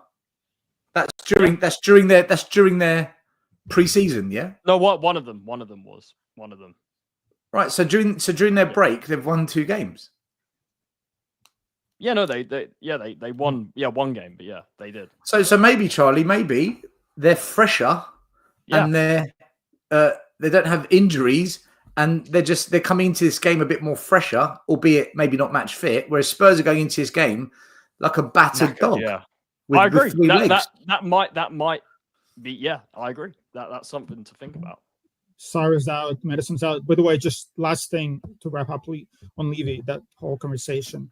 So, Stel, sorry, did you say Madison's out? Yeah, he's out 3 weeks. 3 weeks. Yeah. Yep. And sorry, Harry. We're not beating Elsborg. Oh my god! Wait, we're not winning. Hold on, that's Elsborg, Brentford, Liverpool, Villa. Mate, We're done. shut the club. Shut the club. Shut it down. But you know, going back to that toxic, we're Pull not the winning shutters any down. games. We're not Lock winning it. any games. We've looked at the fixtures earlier on in the that- show. Well, I'll That's say this. games are winning. I'll say this. I'll say this about Elfsborg. Fail to beat them, and it's 2 extra games in February if we don't. Yeah. beat Charlie, shut the club down. Listen to me. Shut it down. We need that though. Do we need that though? To Shut it We down. do, and then so that's what I'm saying. That's when I was talking about Levy. What's going to happen is right now Levy's getting fans are worse. toxic, which is good. But what's going to happen is when things get toxic, Levy's going to sack a manager. He's going to buy 1 player or 2 players. We're going to get to 5th, and everything is going to be good again. The fans are going to stop chanting. The fans are going to stop not this We ain't season. getting Not- the 5th. to protest. No, I'm saying No. like next year, right? And we're going to go again. So fans are only angry because we're 15th. If we were 7th or 8th, everybody would be in status quo, right? So my point is, with Levy, he's not going to sell. He's going to sack a manager. He's going to buy 1 player or 2, and 80% of the fans are going to be happy being in the top 4 battle, and the pressure is going to be off once again. Eugene, no, Eugene might be right. Eugene might be right. That's why I'm skeptical. But this And that's why I'm listen, sitting down on the process. That's why I'm saying I agree with you, but I just don't see it happening because our fans are not like Arsenal fans or Liverpool fans or Man U fans. Once we're back in the top 5 contention with a new manager and a player, everybody's going to be happy. Eugene, right. I know this fan base. Listen, Dan and Nige, they'll know as well. It's just because we're older. We've been here just too long with this shit. It's not about being smart or anything like that. One thing I'll tell you about Spurs fans. When we break, like when we proper snap, that's it. There's no going back. Like it's full throttle. I saw it with Sugar. I saw it with Scholar. For some reason, it's taken us a lot longer to snap. I don't know why. Right? I'm not a psychologist in fan mindsets, but if we break, and I mean we break, curtains. You ain't going to see anything like it. Forget Man United, Arsenal. Forget it. If we go, we go. It's like it's all in. It's like everything on red 23. No, it's like the Alamo. So maybe this season being 15th is the best thing that could have happened to the club. If this is actually going to be the catalyst for the change, maybe this is a great season. Maybe. We need to get relegated, Eugene. Yeah. Well, I wouldn't go that far, but 15th. I think just being in the relegation, the fact I said it earlier, the fact that we're even Out of the having this cups. conversation- Out of Yeah. the cups, Charlie. I think Yeah, should. the cup- Then the fans have cup- got no hope. There's nothing to cling on to. Then what are we playing for? That's what it is. Season's done. The cups I think is what's keeping us a lot of a lot of us engaged at this point, to be honest. But yeah, no, I think just being in just even having the conversation about the relegation battle, that is bad enough. Like whether we get relegated or not, I said I don't think we will, but it is a possibility and we're in the mix. So the fact that conversation even exists, I think, is a problem in itself. Can we have this? Can we just quickly have this conversation about relegation? Right? Yeah. People say I don't think we will. Okay, all right, I get that. Where are the points coming from? Honest conversation. Where's the next 9 points coming from? Well, Stel, the conversation last week was about 3-game swings. Yeah, remember that one? Yeah. So It's a 2-game. what is that? Is it It's a 2-game swing now. It's a 2-game swing now. So we're not winning any games, guys. I'll tell you that much. We're not winning any games. So we are. Remember I We came are on in here? relegation. Do you remember when I came on here 2-3 weeks ago and I said, guys, write down. And I remember this. I'll go find the clip. I said, write it down. 16th of February, Spurs, Man United. It's El Relegation, not El Sacico. El Relegation. That is the relegation derby right there. That will decide everything for me. We lose to Man U at home, we are going down. If we keep, we will go down. I'm telling you. Ipswich is a must-win game. We're not winning it. Every game's a I can't must see us win. beating No, anyone. We can't beat anyone. We're not. We're crap. So wait, It's a Stel. corner. So It's a relegation Stel. corner. So Stel, if we lose these next games and then lose to Man United, we're in the Championship next season. Like, Well, Charlie, like, right, let's do it. man. Who we got in the league? Brentford. Brentford away. Then who else have we got in the league Look, after that? I've got the fixtures here. Let me get them up. Brentford, Man United. Let me get them up. Yeah, I can't. Right now I can't see where the wins come. Right. from. So in the league, right. So lose to Brentford, then lose to Man United. Let's say one of the teams below us gets another win. Now we're 3-4 points off relegation. Who are we beating? Ipswich away, Man City, the best Bournemouth team you've seen ever, Fulham away. Who are we beating, people? Who are we beating? This is a concern as well because we got no fight, have we, in the team? There's no fight. And they're all injured and knackered. Like Nige, I'm not saying this to like, yeah, let's listen to this, let's hit the like button, or to try and fearmonger. I'm genuinely. It's a genuine question. Who are we beating to stay up? That's what I mean. I thought we'd beat Leicester. I thought we'd get 3 points at home. Same. We'd be okay. You see, and Nigel, this is the problem. Most fans, even me, we assumed the really crap teams, look, we'll beat them, we'll be all right. We've lost to Everton and Leicester back-to-back, people. They were the guaranteed wins to keep us up. Right, we've blown that now. We didn't even draw. We lost both. We lost. Right? Where's the next win coming? Now we've got the hard run. Who are we beating? Exactly. I can't see it. I can't see us beating anyone anymore. Given up. Every game is a defeat. And Ange is not going. They're not sacking him. We'll be out the cups early Feb. But then there's the Europa League.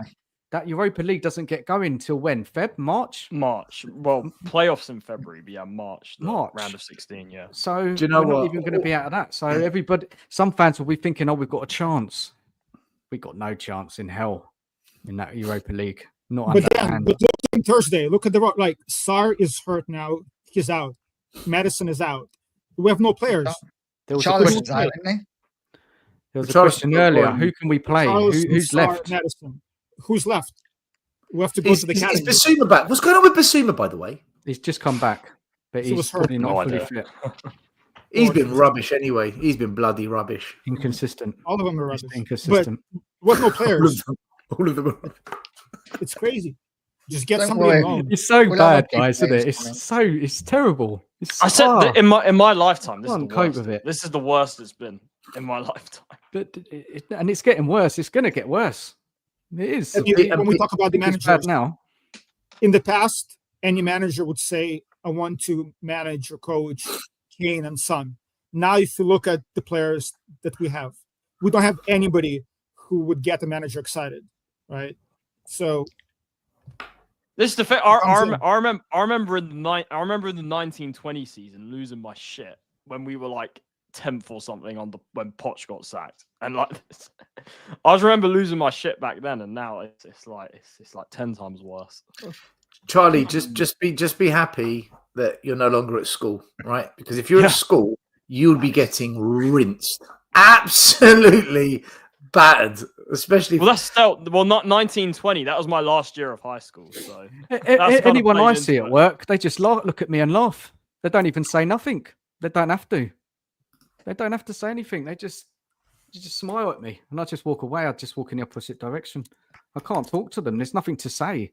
I've said about getting Ange sacked for months anyway. Now, I swear I have. Yeah. But he's bigger than that now, isn't it? It's bigger than Ange. It's gone beyond that.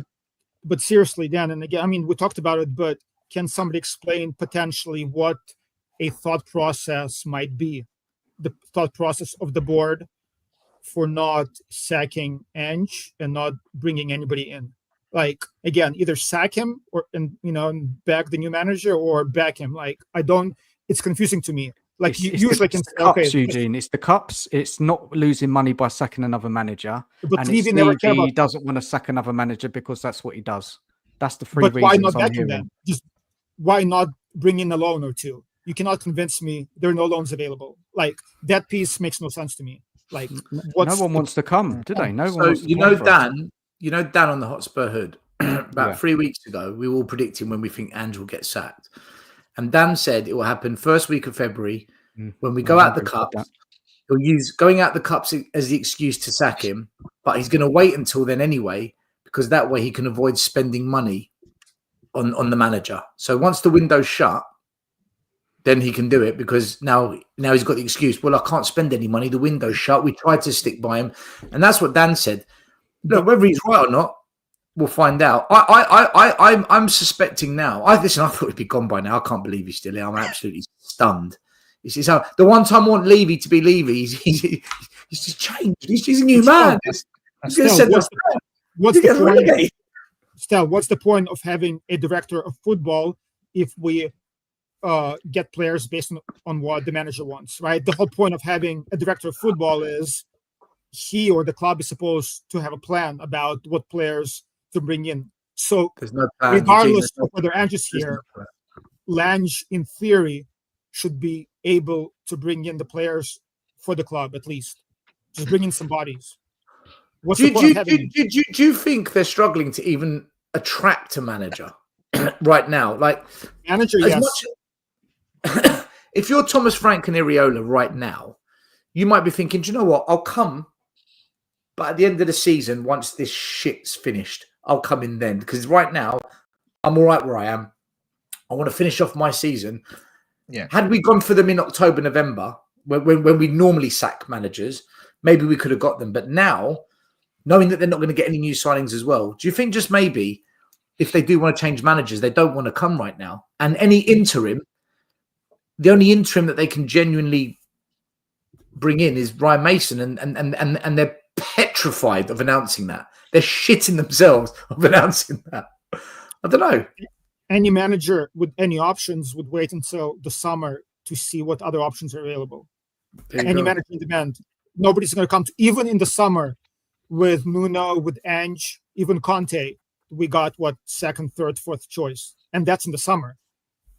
Right now in January, there's no way anybody's coming. And even in the summer, I mean, with the wage cuts and the way the club and the team is looking, no manager with any ambition or any options is going to come. We're going to get a mid-table manager with no options, or somebody from Europe also with no options and no CV. I'm not sure about that. I think this summer, we could get a good manager. I don't think anyone's going to come back. How do we end up with Ange? Well, we got Conte, we got Mourinho. But Conte, Levy's never had trouble. Levy's never had trouble paying a manager good money. But Conte said no to us. Conte said no to us the first time, and then he came back. Why would Iriola not come? Why would Iriola not come to Spurs in the summer? Why not? If he has better options available somewhere in Europe. Let's say there isn't. What big club is sacking their manager at the moment? There isn't. I mean, in Italy, Spain, I'm not sure. I don't know what. I mean, in the Prem, maybe, but maybe in Spain, I don't know. Spain, Italy, Germany, even. Real Madrid are okay. Barcelona's okay. I think Spurs can get Iriola in the summer. I think we can, but we've got to do the deal now behind closed doors. Put it in place. But do you think?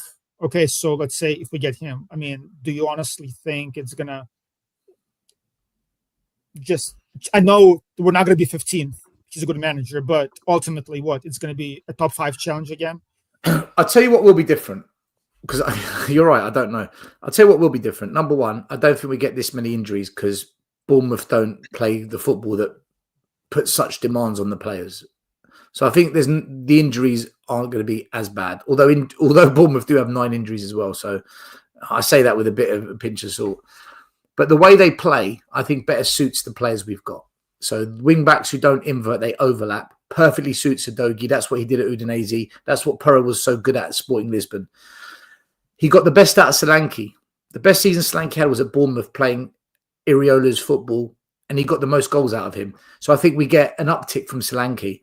In terms of the way they're set up, it's not high line crazy all the time. There's a bit of methodology. I just think the way he will set up the players we've got better suits Spurs. So I think Iriola definitely, we're a better football club, no doubt. Whether he gets backed, whether he gets to bring in some players that he wants, I don't know. I also think Iriola's better with young players. He's got 4 under-21s in that team, and they're all developing really well. So I think he's better with the... Do you know what? For me, Iriola just gives me that Pochettino vibe. He just reminds me of that club that isn't big, that punched above its weight, played really good football. Everyone was talking about them. Southampton, Poch, and well, who is this manager? Where's he come from? Wow, look at the stats. This is amazing. And then he goes to that next club up. Give him time to settle in. Boom, that club's flying. I honestly believe Iriola is the next Poch. And I'm talking about Tottenham Poch, not PSG Poch and all the other. I'm talking Tottenham Poch. Before you came on, I mentioned Iriola. I rate him highly, and I said, "Do you know what he did brilliant. at Right? Have you seen what he's done at Rayo Vallecano before Bournemouth?" Yeah. I read the story. Yeah, I read the story. Brilliant. Yeah. But how many years would you give him, right? So that's the question. I just feel like some managers, they might do well with less expectations when they move up. Like, are we again in 18 months? Eugene, I think great question. I think any manager at Spurs, given that first year is always a pass, as long as it's not relegation battle. Like last year, Ange got a pass, he got us top 6. No one complained. Like, okay, cool. Then the transfer window happened, and then I that's when I switched off. But now most fans are switching off because of the performances. Give Iriola one season. We gave Poch one season. And what you'll see with Iriola, I think, is what we saw with Poch. It was a shaky start. People were questioning it, saying that's not what we saw at Bournemouth. That's not what we saw at Southampton. And as the season goes on, it gets better and better. And then we finish strong. That's what I think we'll see with Iriola. Strong finish to the season. Now, when that means we finish 4th, 5th, 6th, 7th, I don't know. But the following year, I think we've got ourselves a serious manager. Does it mean we're going to win anything? No, because Daniel Levy's here. And as long as Levy's here, we'll win fuck all. We'll never win anything. We'll always be Spursy losers, bottle jobs, because he won't buy those extra magic players on those wages that they command to get us over the line, the way Liverpool did, the way Arsenal have tried, the way United did in the past, the way Man City are doing.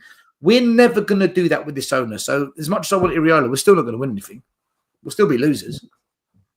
So this here, 24 years, 16 managers, 1 trophy, time for change. Now, I'm going to ask everybody on the panel, what is the ideal scenario for all of you? Who wants to take it first? For how bad we're doing, basically. How bad we're going down, losing every game. We'll be at the cup soon. How do people really want to get it so bad that Levy might take action, may change, sell the club? What is your ideal kind of fantasy about Spurs? Because this has been ridiculous. I mean, it's gone on far too long. I think we're all in agreement, right? I mean, the only way for this club to be successful, my definition of successful means not winning a cup every 10 years, but challenge consistently every single year to be in the conversation for top honors. The only way is for Levy to sell. The only way a club can be successful is if the board demands excellence top down in every single department, medical, recruitment, on the pitch, right? Until that happens, we're still going to be a banter club. We're going to be fighting for top 4. So again, and that's why I'm so down, because I don't think any manager is going to solve this. This has to be a new board, has to be in place with different expectations for the club as a whole, and change the culture of the club by demanding excellence top down. That's the only way to do it. And I believe it has to go. I wish that fan forum was now. Remember we had that fan forum and the joke sort of going on in that. We got our Tottenham back. Do you remember that? Ange coming up with the silly things saying, "Oh, we don't put anything into defending." I got called a disease for saying the fan forum's a waste of space, and we got our Tottenham back is just PR. I got called a disease. I'm a disease to the club for saying that. Now they all want to, hey, Stel, man, you've got to do something. Hey, Stel, man, you've got to take action. I'm like, no, you do it. Go on, you do it. We're not friends. We're not mates. Still, when you came on the show and you said you want to see what people do, let's just see because this could die out in a couple of weeks. We've seen it all before. If it does, I'm going nuclear, mate. I'm going nuclear. It's going to be like Hiroshima. Or is it Hiroshima? One of the two. going to put a mushroom cloud in the community. Honestly, if people back off now, then they've literally surrendered the club. They've surrendered. Like, it can't be like this, because we'll be back here in a year's time, man. We'll be back here again. You know? Do you know what? Fans actually, rival fans laugh at us. They say, "Oh, when you win, your manager's great. When you lose, leave you out. Who's to blame then?" And they're right. They're right. We as a fan base do that. If Ange goes on a run, oh, he's amazing, he's brilliant. But when we lose, right, everyone go after Levy. we got to pick. I think as fans, we just got to pick what we really think and stop. It's even worse now. All the rival fans are feeling sorry for us, or at least the ones I talk about. It's true. Which is worse than banter. It's true. Well, but what I'm seeing is that you've got a few rival fans saying that, Levyout's nonsense because apparently that's what made us a bigger club or something, and that's just bollocks to me. Like, that's what some of them claim. Well, the rival fans, they're killing us right now. If you listen to them all, oh my God, they can't believe Ange is still in the job. They are I went to do a job today, and I was cleaning an oven for somebody, and the guy came out in the kitchen. He was just talking to me, and I find it really annoying. I just want to get on my work. But he was, "Oh, you like football?" I'm like, yeah. I'm like, "Who do you support?" And he goes, "Oh, I'm West Ham." I'm like, "Oh, right, okay. They're doing all right this season." And he's like, "Who do you?" And I was embarrassed. I was like, "Oh, I'm a Spurs fan." He's like, "Oh, sorry, mate." And, you know, it is. They just... It's not right. They don't even banter us anymore. We're that bad. No. But you know what? To be honest, and the reason why I brought up investment before, the only realistic way I see this working is if we do get a sizable investment where somebody comes in who will take football operations away from Levy and just say, "Hey, you focus on finances." Like, I was hoping that's what's going to happen when Levy says he's going to step back. Obviously, he didn't. But if we do get sizable investment where Levy sticks to finances, but somebody else actually takes control of the footballing operation, maybe that could work. I doubt it, but to me, that's the only realistic. For me, that's kind of obviously what we all want is Levy and ENIC gone, but that's kind of the next alternative if you had to. I mean, why do the club always do this though? That they look for investment. They don't want to put any of their own money in, do they? They've never have they? It's a self-sustaining model. That's but guys, like we in fairness, we spend the money. We just spend it badly. No, but we cheap out on the wages. It's the wages for me. It evens out. The wages. We cheap out on the wages. But again, if there was a plan, because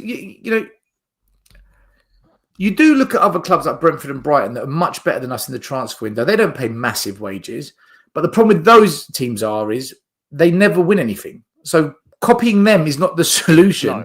Trying to take some of their ideas as part of other ideas and coming up with your own plan is the way forward. So when people say, "Oh, yeah, but we're going down the Brighton method," great. They're losers as well. Fantastic. So we're going to be losers. We're going to copy the smaller clubs. This is clever. Why don't you copy Liverpool and Arsenal? And I just think that... And this data-led approach, Stel, and everybody on the panel, what do you think of this data-led approach? It's not working, is it? They don't want scouts. Rubbish. He fired all the scouts. Yes, we both. If you look at City, their academy is brilliant, but they spend money on players, or Chelsea, or even Arsenal. The data-led approach is all great to build up an academy and buy youngsters, which is great. But the data-led approach for me, I know the news has come out. For me, it's another excuse because, okay, sure, data-led approach. Did that get us Timo Werner? The magnificent data-led approach. Is that what led us to that signing?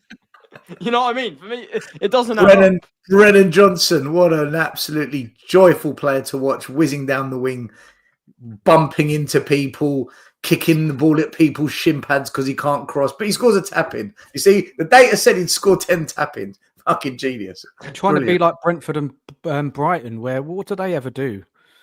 You know, Brentford and Brighton. Why aren't we looking at teams? I don't know. Was it Stel? Did you put something out there? I'm not sure if it was you or I read it. Why aren't we trying to look at the top teams and put models in like that rather than looking at the likes of Brentford and Brighton?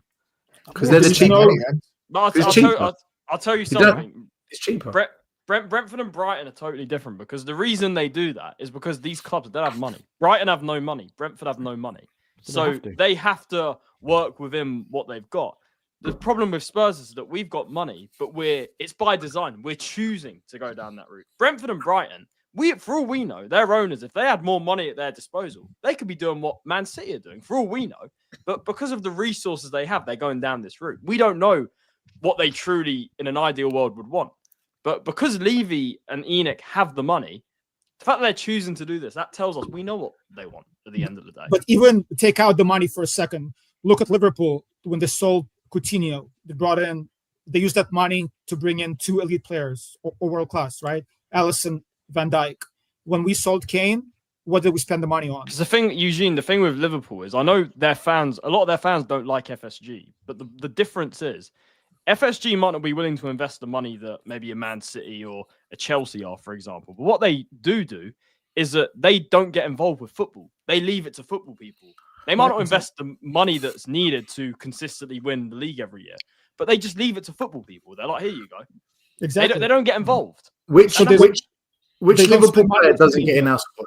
Which Liverpool player doesn't start for Spurs? No, ask the opposite question. Which player that we have even starts for them? Van der Ven, I think that's it. Maybe. Yep, that's it. That's it. So that's the issue, right? Money-wise, if you look at the spending and how much they spend, they spend some money on Szoboszlai and Nunez. But if you look overall, they don't spend much more than we do. But when they do spend, it's spot on, usually. We badly spend our money, Solanke, he's nothing special. Brennan Johnson just frustrates the living daylights out of me that he's classed as a winger. He was never a winger at Forest, but we're trying to turn him into one. He's not good enough. 50 million. Richarlison, 65. Werner, third highest wages earned at the club. One of the worst football players. Werner shot himself at Tamworth. Yeah. What are we expecting from Werner? Like he can't even perform against Tamworth. Then you look at the midfield. Pape Sarr, so overhyped. Such an overhyped midfielder, man. He's nothing special. Maddison's good, but he's injury prone. Kulu, good, but goes missing when we need him. Then you've got Basuma, who's been an absolute flop. Let's be right. He's been a flop since he's come to Spurs. Romero doesn't want to be here anymore. Udogie, good player, but played incorrectly. Porro, good player, run into the ground. The whole team. But even Udogie, nobody knows, right? He was okay in Italy. He was good last year, but that's only one season. Honestly, Eugene, Eugene, good, I said this. Nobody knows. Eugene, I said this about Porro earlier. It's the same with Udogie. He hasn't played in his position once, and he's been ran into the ground. I agree, but we don't know if he is a top player or not. I know. I watched him I watched Italian football. He was amazing at Udinese. But brilliant. There's a difference. I mean, I like him.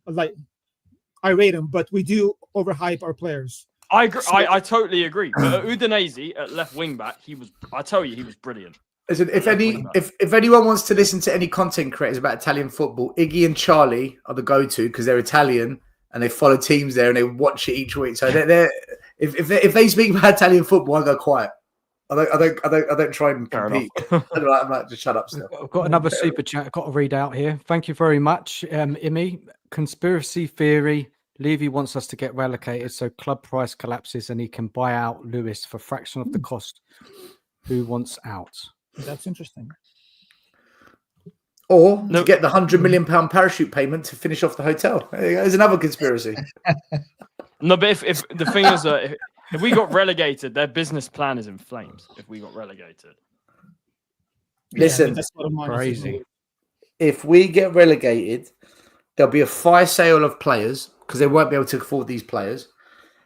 They'll have a massive dip in income because they won't be able to command the ticket prices they command now. The season tickets, no way they can sell them at this price, including the corporates.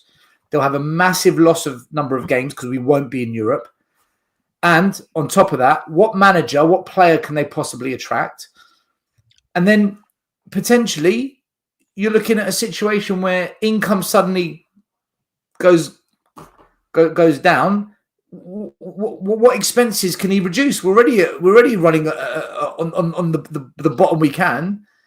He's gonna have this debt to income ratio that then suddenly becomes closer, and the banks will look at us as a more high risk option for the debt. And for all you know, the banks could call up and say, "Look, these terms, these conditions, this interest rate you're on? Will it collapse? No TV revenue, no Collapse. NFL. We're in big trouble, aren't we? If we get relegated, massive Well, trouble. it means there's a lot of financial implications that a big club like Spurs, with the debt that it's got, the income it depends, suddenly that all goes to pot. And there's no guarantees you come back up the next season either if you lose your best players. The Championship isn't the Premier League; it's a different type of football. And someone in the comments makes a good point. We are Spurs TV. Do sponsors want to sponsor Spurs in the Championship? We won't be on Sky TV. We'll be on ITV, yeah? We'll be ITV and whatever other channels. I don't know what channels do the Championship show the games on. ITV2. Yeah, so at least football will be free again. We'll have to pay for subscriptions. That's a good thing for fans. So And knowing we just Lancashire had that, gets as well. yeah. So knowing that we just had that conversation, surely Levy won't let these defeats go on any longer. Surely. But The But he massive is. implications. where the He is. players- He's not signing anyone, Dan. He is. He's not signing anyone. They must be working on getting someone in. They must be. They must be. No, talking. and Who? Dan, the only They're not the rumors only either. I have The- only Dibbling was the only rumor. And No, I'm and he's talking about 18. manager. They must be talking about a manager. They I want must be. players. So what's it going to be, Sean Dice, in the last 10 games of the season to keep us up? What The are only- they going to do here? the only way they work on getting someone is if they're called up by an agent. There's an opportunity on the market. How they operate, and the wages are like. This is very risky. What's going on now? Very. But it's very like, if risky. I'll ask you guys this: if we got relegated, is it the end of Levy because of the financial implications that I Stel hope said? so. He's Would not we have just- this guy here? Agri, what's his name? The Italian guy? Allegri. Allegri, yeah. Yeah. He's Would you, old. Why would you he take come him now to the end of the season if he was an option? I take anyone. No. Allegri. Southgate? thing is that- Allegri's a manager, not a coach. That's the problem. Allegri. I'll tell you, the football's bad, but he does win trophies. I'll tell you that. But is he used to fighting relegation battles? I No. don't think so. No. Sean Mate, Dyche it's got- is silent. Listen, listen, Sean. I think we've really got we've got to really consider now Big Sam. Is he my still? I take him. I thought he's doing a podcast or something now. Mate, get him off the podcast. Get him at the lane. He was slating Ange, weren't he? A few Yeah. weeks ago. I take Tony Pulis right now. Yeah. Listen, Big one Sam is so funny. Tony, one thing that will stop with Big Sam is we won't be playing out from the back. He fucking hates it. He hates playing out from the back. Guys, let's move on to that It's fun. Brentford game and let's wrap it up tonight. Right, that's Thoughts on the Brentford? Brentford have got a good home form this season. 7 wins, 2 draws, 3 defeats.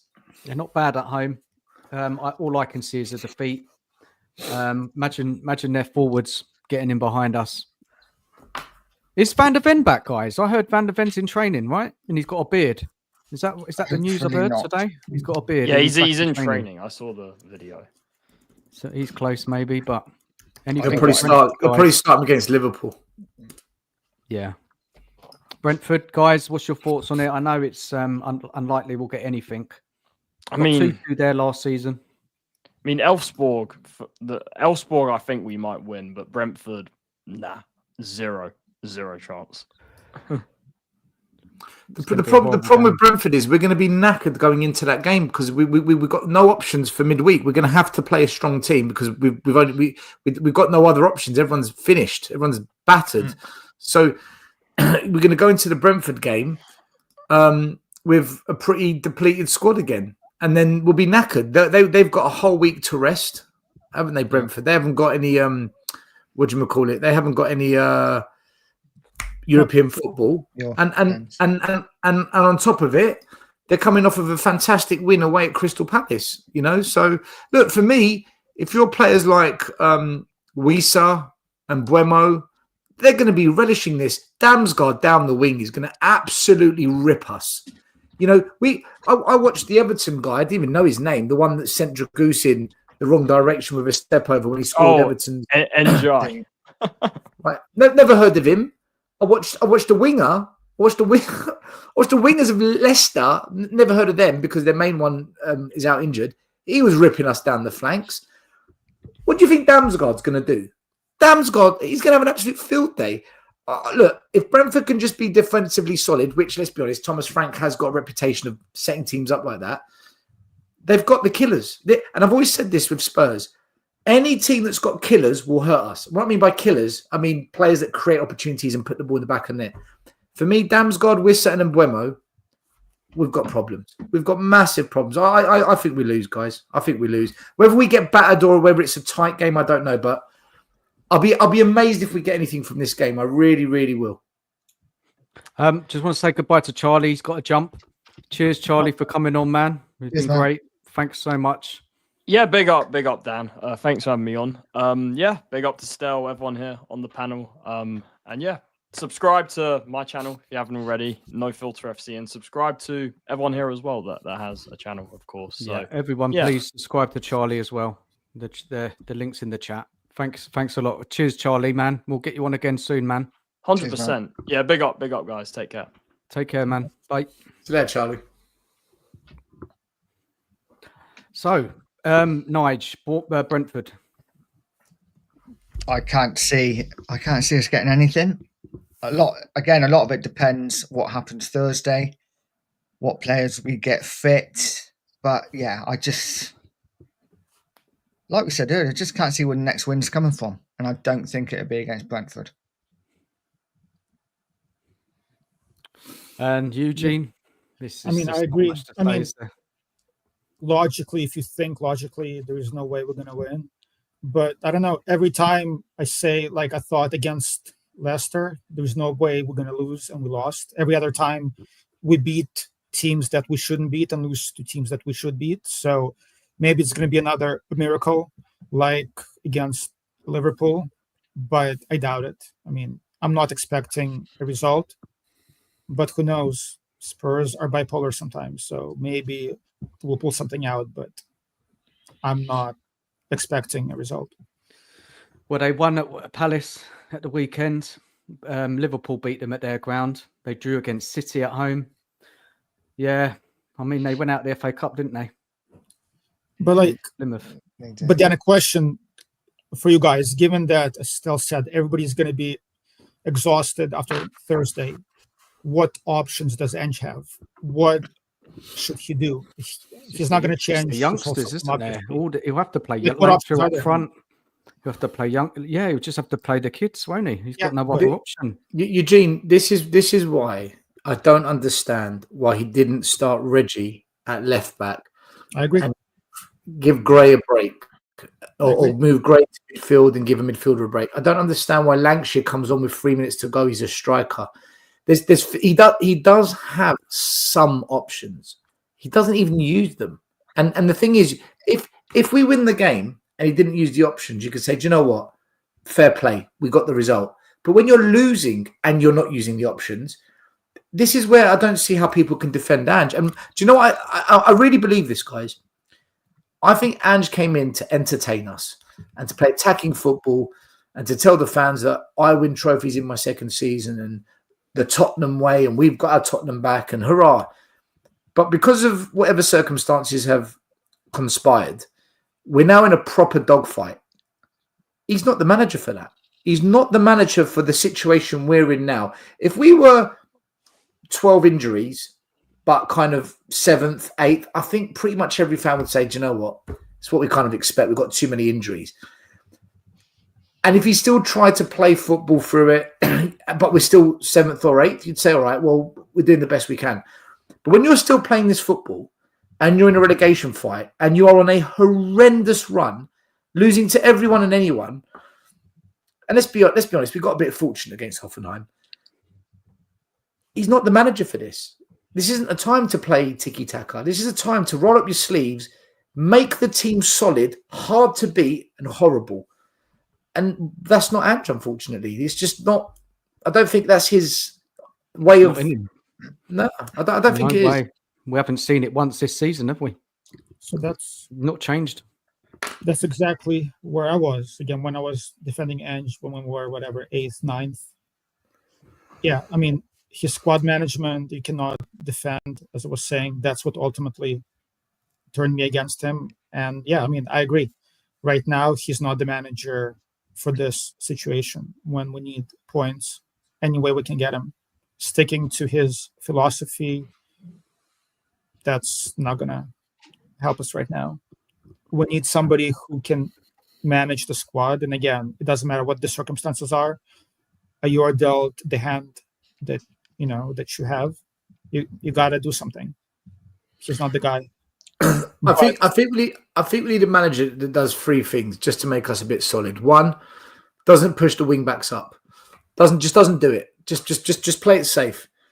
Doesn't try to play the ball out from the back as much in case an error happens, in case a mistake happens. And a manager that plays with a number 6 who plays as a number 6. If we do that, it at least puts a bit of solidity. Like we all saw the second goal against Leicester. The midfielder picks up the ball, and there's a donut of players around him, 10 meters that way, 10 meters. Pape Sarr wasn't even on the screen, and he was the 6. That cannot happen.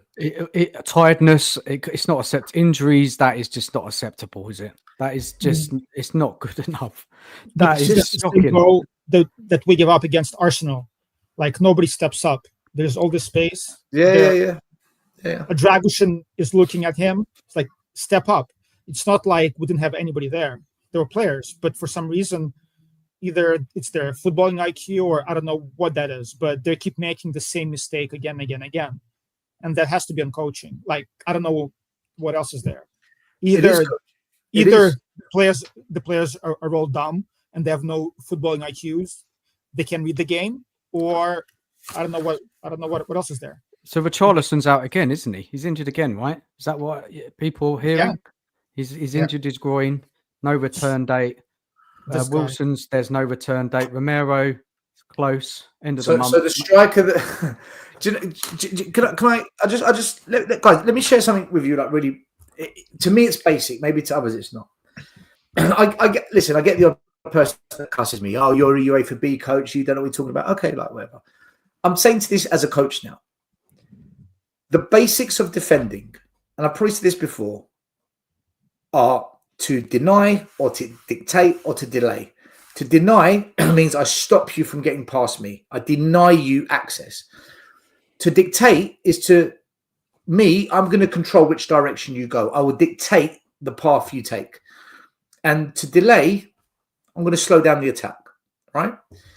Each of these are coaching methods that you develop with your players and as a team in different phases, whether you're attacking, defending, transitioning. Normally it's defending. When I look at Dragusin, the last 3 games, I look at the goal against Arsenal when Trossard scored. I look at the goal against Everton where he got done.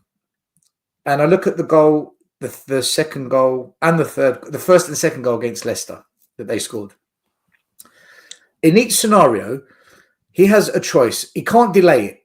He's not in a position where he can delay the attack, but he can either deny it or dictate the travel. So either shut the ball down and put a block or a tackle or become an obstruction, deny the path, or shape your body, bend your front knee and give the indication, go that way, and send him away from goal. In every single scenario, he tracks backwards. That is, I don't want to be hard, but that is shit. Now, we can all have a go at Dragusin as much as we want and say, we paid 30 million and you don't know what to do. As the manager, you spot that. You go back, you look at the videos, right, that's where it went wrong. That's where it went wrong. And you coach that. That's what you coach. So either Dragusin is not being coached properly or he's incompetent.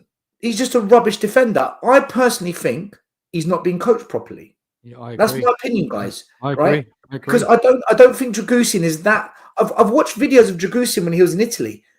He didn't do this. He wasn't doing this. So for me, the way we play puts him in the situation. All right, now you're in the situation. What do you do? And I've said this. How many times have I said this, man? You must be sick of me saying it. We do not coach defending nowhere near enough at this football club under Ange, Jedinak, or whoever's freaking in this coaching team, Mason. They are not focusing enough on it. They are not giving it the time and attention it deserves, that it needs, and they're too focused on scoring goals. Is this the worst coaching team we've ever had? This bunch of coaching staff. From a defensive perspective, tactically, as a unit, as an individuals, guys, I watch it, and I watch it with my coach's hat, and it's fucking shambolic.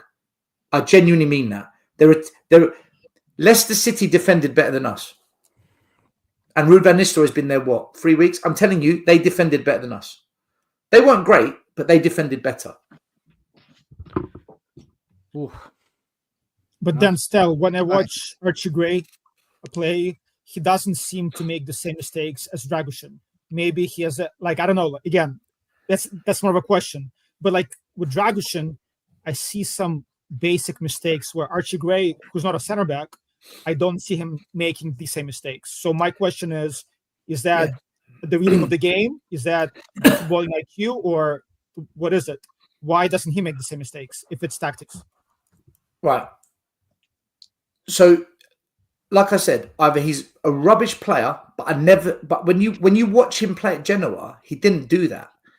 So the question I'm putting forward to reply is, if you saw him make that mistake against Arsenal, coach him so he doesn't do it against Everton. He does it against Everton. Right. No, coach him some more so he doesn't do it. When it keeps happening, you've got to ask the question, is he being coached? Is anyone working with him? Because it's not like he's trying to go and shut the player down and tackle. He doesn't try. It's not like he's showing the player away or to go this way. Eugene, he doesn't even try to do it, which says to me, you haven't been coached. For some reason, there's a coaching failure here with this, because you've gone from doing it in Italy to not doing it now. How have you forgotten that? And that's where I thought players are making individual mistakes to now what you're saying is because we saw the same goal in 3 back-to-back games.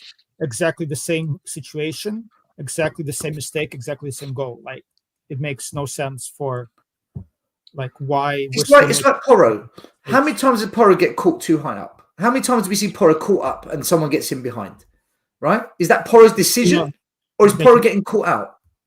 He's getting caught out because he's too high up. I mean, the decision to pass to Bentancur, which led to the counter-attack for the first Leicester goal, that's on Porro. That's a stupid decision to make. All right. But he's the fact that one pass to Bentancur there causes all of that, that is a coaching tactic. I think going forward, we're actually all right. Like, if you look at that game, we created quite a lot. Son hit the post once or twice. The goalie made a wonder save.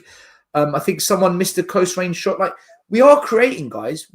Our attacking isn't a people have said the attack is the problem. Maybe the quality of players is a problem. I agree. But in terms of getting from here to there, I think we're fine. I actually think we're okay. But my issue is when the ball's coming that way, we look at we look all over the place.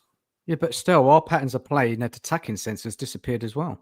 Right. They're not there anymore. Against Everton, we didn't do anything. Against other teams, we're so toothless. You know, the cutback, that cutback what you did all the time, that's gone. Yep. The cutback's gone now. Again, against Everton, Son had 2 brilliant chances that we carved open, and he's messed them both up. Hmm. We are like we are creating, guys. We are with a makeshift team. We are being industrious. I don't think what we're seeing is Conte Mourinho ultra low block, send it long to Kane and Son. Hopefully they cause some damage. We are progressing the ball up the pitch. We are finding some passing movements through the defenses of the opposition. We are getting some shots away, and we are creating some decent chances. Maybe not enough, but we are. The Leicester game, Stel, we hardly created any clear-cut chances in that match. Can you think of any? It was just long shots. It was long shots, weren't it? And it wasn't anything. Did you think we were going to score in that second half? Anyone? It just didn't look like it. At 2-1. So I went on Sava's show at half time, and I said, Sava, I think we're going to, because I said we were going to draw, and he said to me, no, we'll push on. I said, look, we should win from here, but my worry is if we get the next goal, it's over. For me, it's done. But if Leicester get a goal, we are going to tire, and they're not. And literally, that second half, we look absolutely shot. shot to pieces. Guys, Also, Ange, Ange, rather than saying, just come out second half and just be tight, be compact for the first 10 minutes, don't let Leicester get back in the game, and then we go again. We were so open. It's almost like we said to Leicester, go on then, see what you can do. And that's where elite managers. See, this is why I like Arne Slot. I've so fucking wanted him at Spurs, man. I did a whole video on this, and I went on We Are Tottenham TV 2 years ago and said this. I think Arne Slot has got the right balance between attack, defend, and when to control a game and when to go for it. I think he's a far more balanced manager than Ange. I really do. And I think that's what we need. Of course he is. Ange is not a good manager. He's just not. Now, can we just answer this question from Ash here? Serious question to the panel regarding relegation. Don't you think we are lucky that we have 4 worse teams in the league than Spurs? Leicester, Southampton, Ipswich, Wolves. Are we safer because of them? Now, Wolves have changed their manager, haven't they? And Southampton. But Southampton are gone. Like I said earlier, we've only beaten Southampton. Yeah. So I'm done. I'm done. Can you seriously see us beating Wolves at Wolves? I can't. I'm done. I'm absolutely done. I can't. Yeah. We'll see, eh?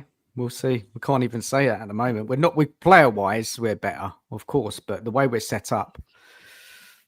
I would say the only advantage we got, though that's changed after Sunday, is the fact that I don't see any of those teams putting a 3 or 4 winning streak. But then I can't see us doing that either. But hopefully we only need 2. Nige, don't write off Leicester and Ipswich just yet. McKenna's good. McKenna's good, and Ruud van Nistelrooy. I was saying it building up to this game. He's got them playing. He's got some patterns to them, and they're looking all right. They just can't score. But mate, 3 of their best players were out. Ndidi was missing. The wide player that absolutely rinsed us when we went to Leicester last time. Was it Fukana? Yeah. He was missing. Yeah. And there's one other player, I forgot his name, missing as well. So I think don't forget Leicester only play 1 game a week, guys. They're out of the cups. And this weekend's massive because obviously we got Brentford away. I think Everton got Leicester. So if Leicester can beat Everton, then I'm actually started to look at their fixtures now. I have. As I said, now it's more fun. We get to follow their fixtures, and this is really nice. It's got this bad. I'm looking at theirs. I'm looking. I'm doing research. We're looking at Ipswich's fixtures. No, but we have to now because it is of serious concern. Because Ange is not going and he's here, and we're not winning any games. This is insane. We're looking at fixtures of Leicester and Ipswich. This is where we're at now. This is how bad we are. Is this why we sacked Conte, people? Is this why we sacked Conte? I mean, for those who wanted Conte out, man, wonder what they're feeling like now. But like the question I want to bring up, and I mentioned before then, but forget for a second tactics. How many times this year we go 1-0 up, and then when the other team scores, they score again within 5 minutes? Yeah. I mean, probably 4 or 5 times. It's insane. Like the mentality, even again, I know tactics, but just forget tactics for a second. The players on that pitch, after giving up 1 goal when it's tied, they just seem to give up. Heads drop. Son is doing some things. Like there's no leadership, nothing. I don't understand how senior players are allowing that to happen. Yeah. When Romero is on the pitch, when Madison on the pitch, when Son is on the pitch, it happened again. Yeah. They score, our heads drop, and within 5 minutes, we give up another goal. Yeah, I hear this has been happening all season, Eugene. And then the whole season, Leicester, we go a goal up, and then we surrender possession and just let Leicester come onto us. There's no game management from the players who are on the pitch, and Ange, and how he's managing this team. Arsenal, we just don't know how to manage football matches when we're leading. We just don't have a clue under Ange. But it's the mentality too. It's Ange, but also just these players, and that's why they're giving up. I think they're giving up on it. I think they just all these players just lost it. The confidence in some of our players. The way that Bentancur Porro, they gave a ball away for that second goal. Leicester's goal. It's just that they're better than that. They are. Are they? Well, no, I think they are. I just think they're out of form, loss of confidence. The system is just not helping them. Look, there is a reason why Conte didn't rate Bissouma, right? He said he has no tactical Yeah, but he IQ. should be all right against some of these lower end No, teams. he should be. But all it takes, right? Like, we seem to be in control. One mistake, we give up a goal, and then another mistake 5 minutes later, and we lose. So what do you put it on then, Eugene? Do you put it more on the manager or the players? What is it for you? Of course, it's the manager, right? Like, as we're talking about, it's the tactics, it's the thin squad. But I do feel like the type of player we've been recruiting for a long time, it's the wrong type. We need players with mentality, and we look at players, talent, skill set. We never sign them, do we? Mentality players. No James Milners, no Hendersons. Like, we don't have strong-willed players. Well, we had one last year, but we sold him.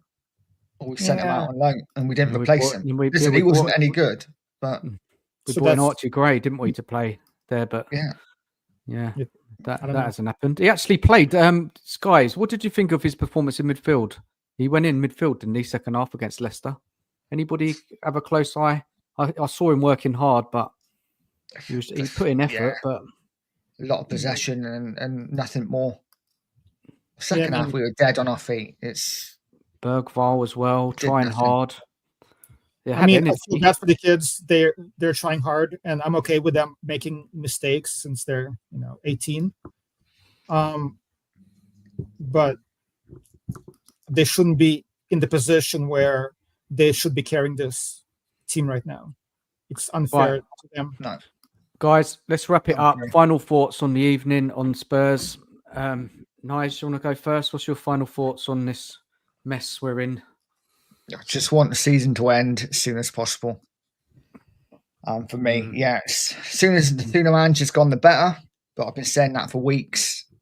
Hopefully this weekend will be the last weekend. But Danny could be right. It could be after the cups. But just want a season over. It's looking like that, isn't it? It's the cups now. That's the next stage we're going to be looking to see if he's gone.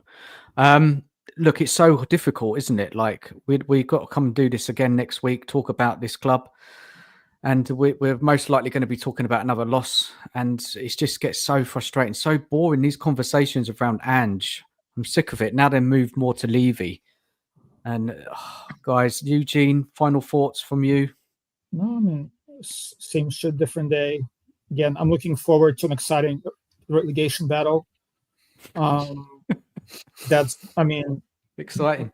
Again, but on a serious note, if Levy sacks Ange after the cups, I'd be fuming too, because he was supposed to, the time to sack Ange was December 30th. There is no reason. I don't know. It just makes no sense to me. I have no idea what they're thinking. So, no plan. I am confused by what's happening. And not much to say. Yeah, I get it, Eugene, man. It's not much to say. Stel, your final thoughts of the evening? Either the fans actually get together and the YouTubers and everyone just actually says enough's enough, we do something, or kiss goodbye to the club, it's gone. This will never stop. This will never stop. We'll get another manager, we'll get more players in, we'll get new director in, we'll have a boost, we'll do well, and then it'll collapse. We won't win anything, and then we'll be back here in 3 months, 6 months, 10 months, 12 months, nothing will change. 25 years, it's time for a change. We just in general, we just need a new way of doing things. We need a plan. We actually need a proper plan, and that's it. Yeah, we do. Okay, well, thank you for everybody watching tonight. Thank you for everybody's comments. Sorry if I haven't read them all out or put them all on the screen. Been a difficult show. Good chat, but hard times. But thank you again, and thank you to Charlie who came on today. Thank you to Robbie. It was nice to meet him. Who else have we had on? Mark. Eugene, thank you for coming in last minute as well. And Stel, thank you for you as well for coming on, man. Appreciate it. Appreciate everybody for coming on, Nige. And just say good night to everybody. And we'll be back next week as usual. And so take care, guys. Enjoy the rest of your evening.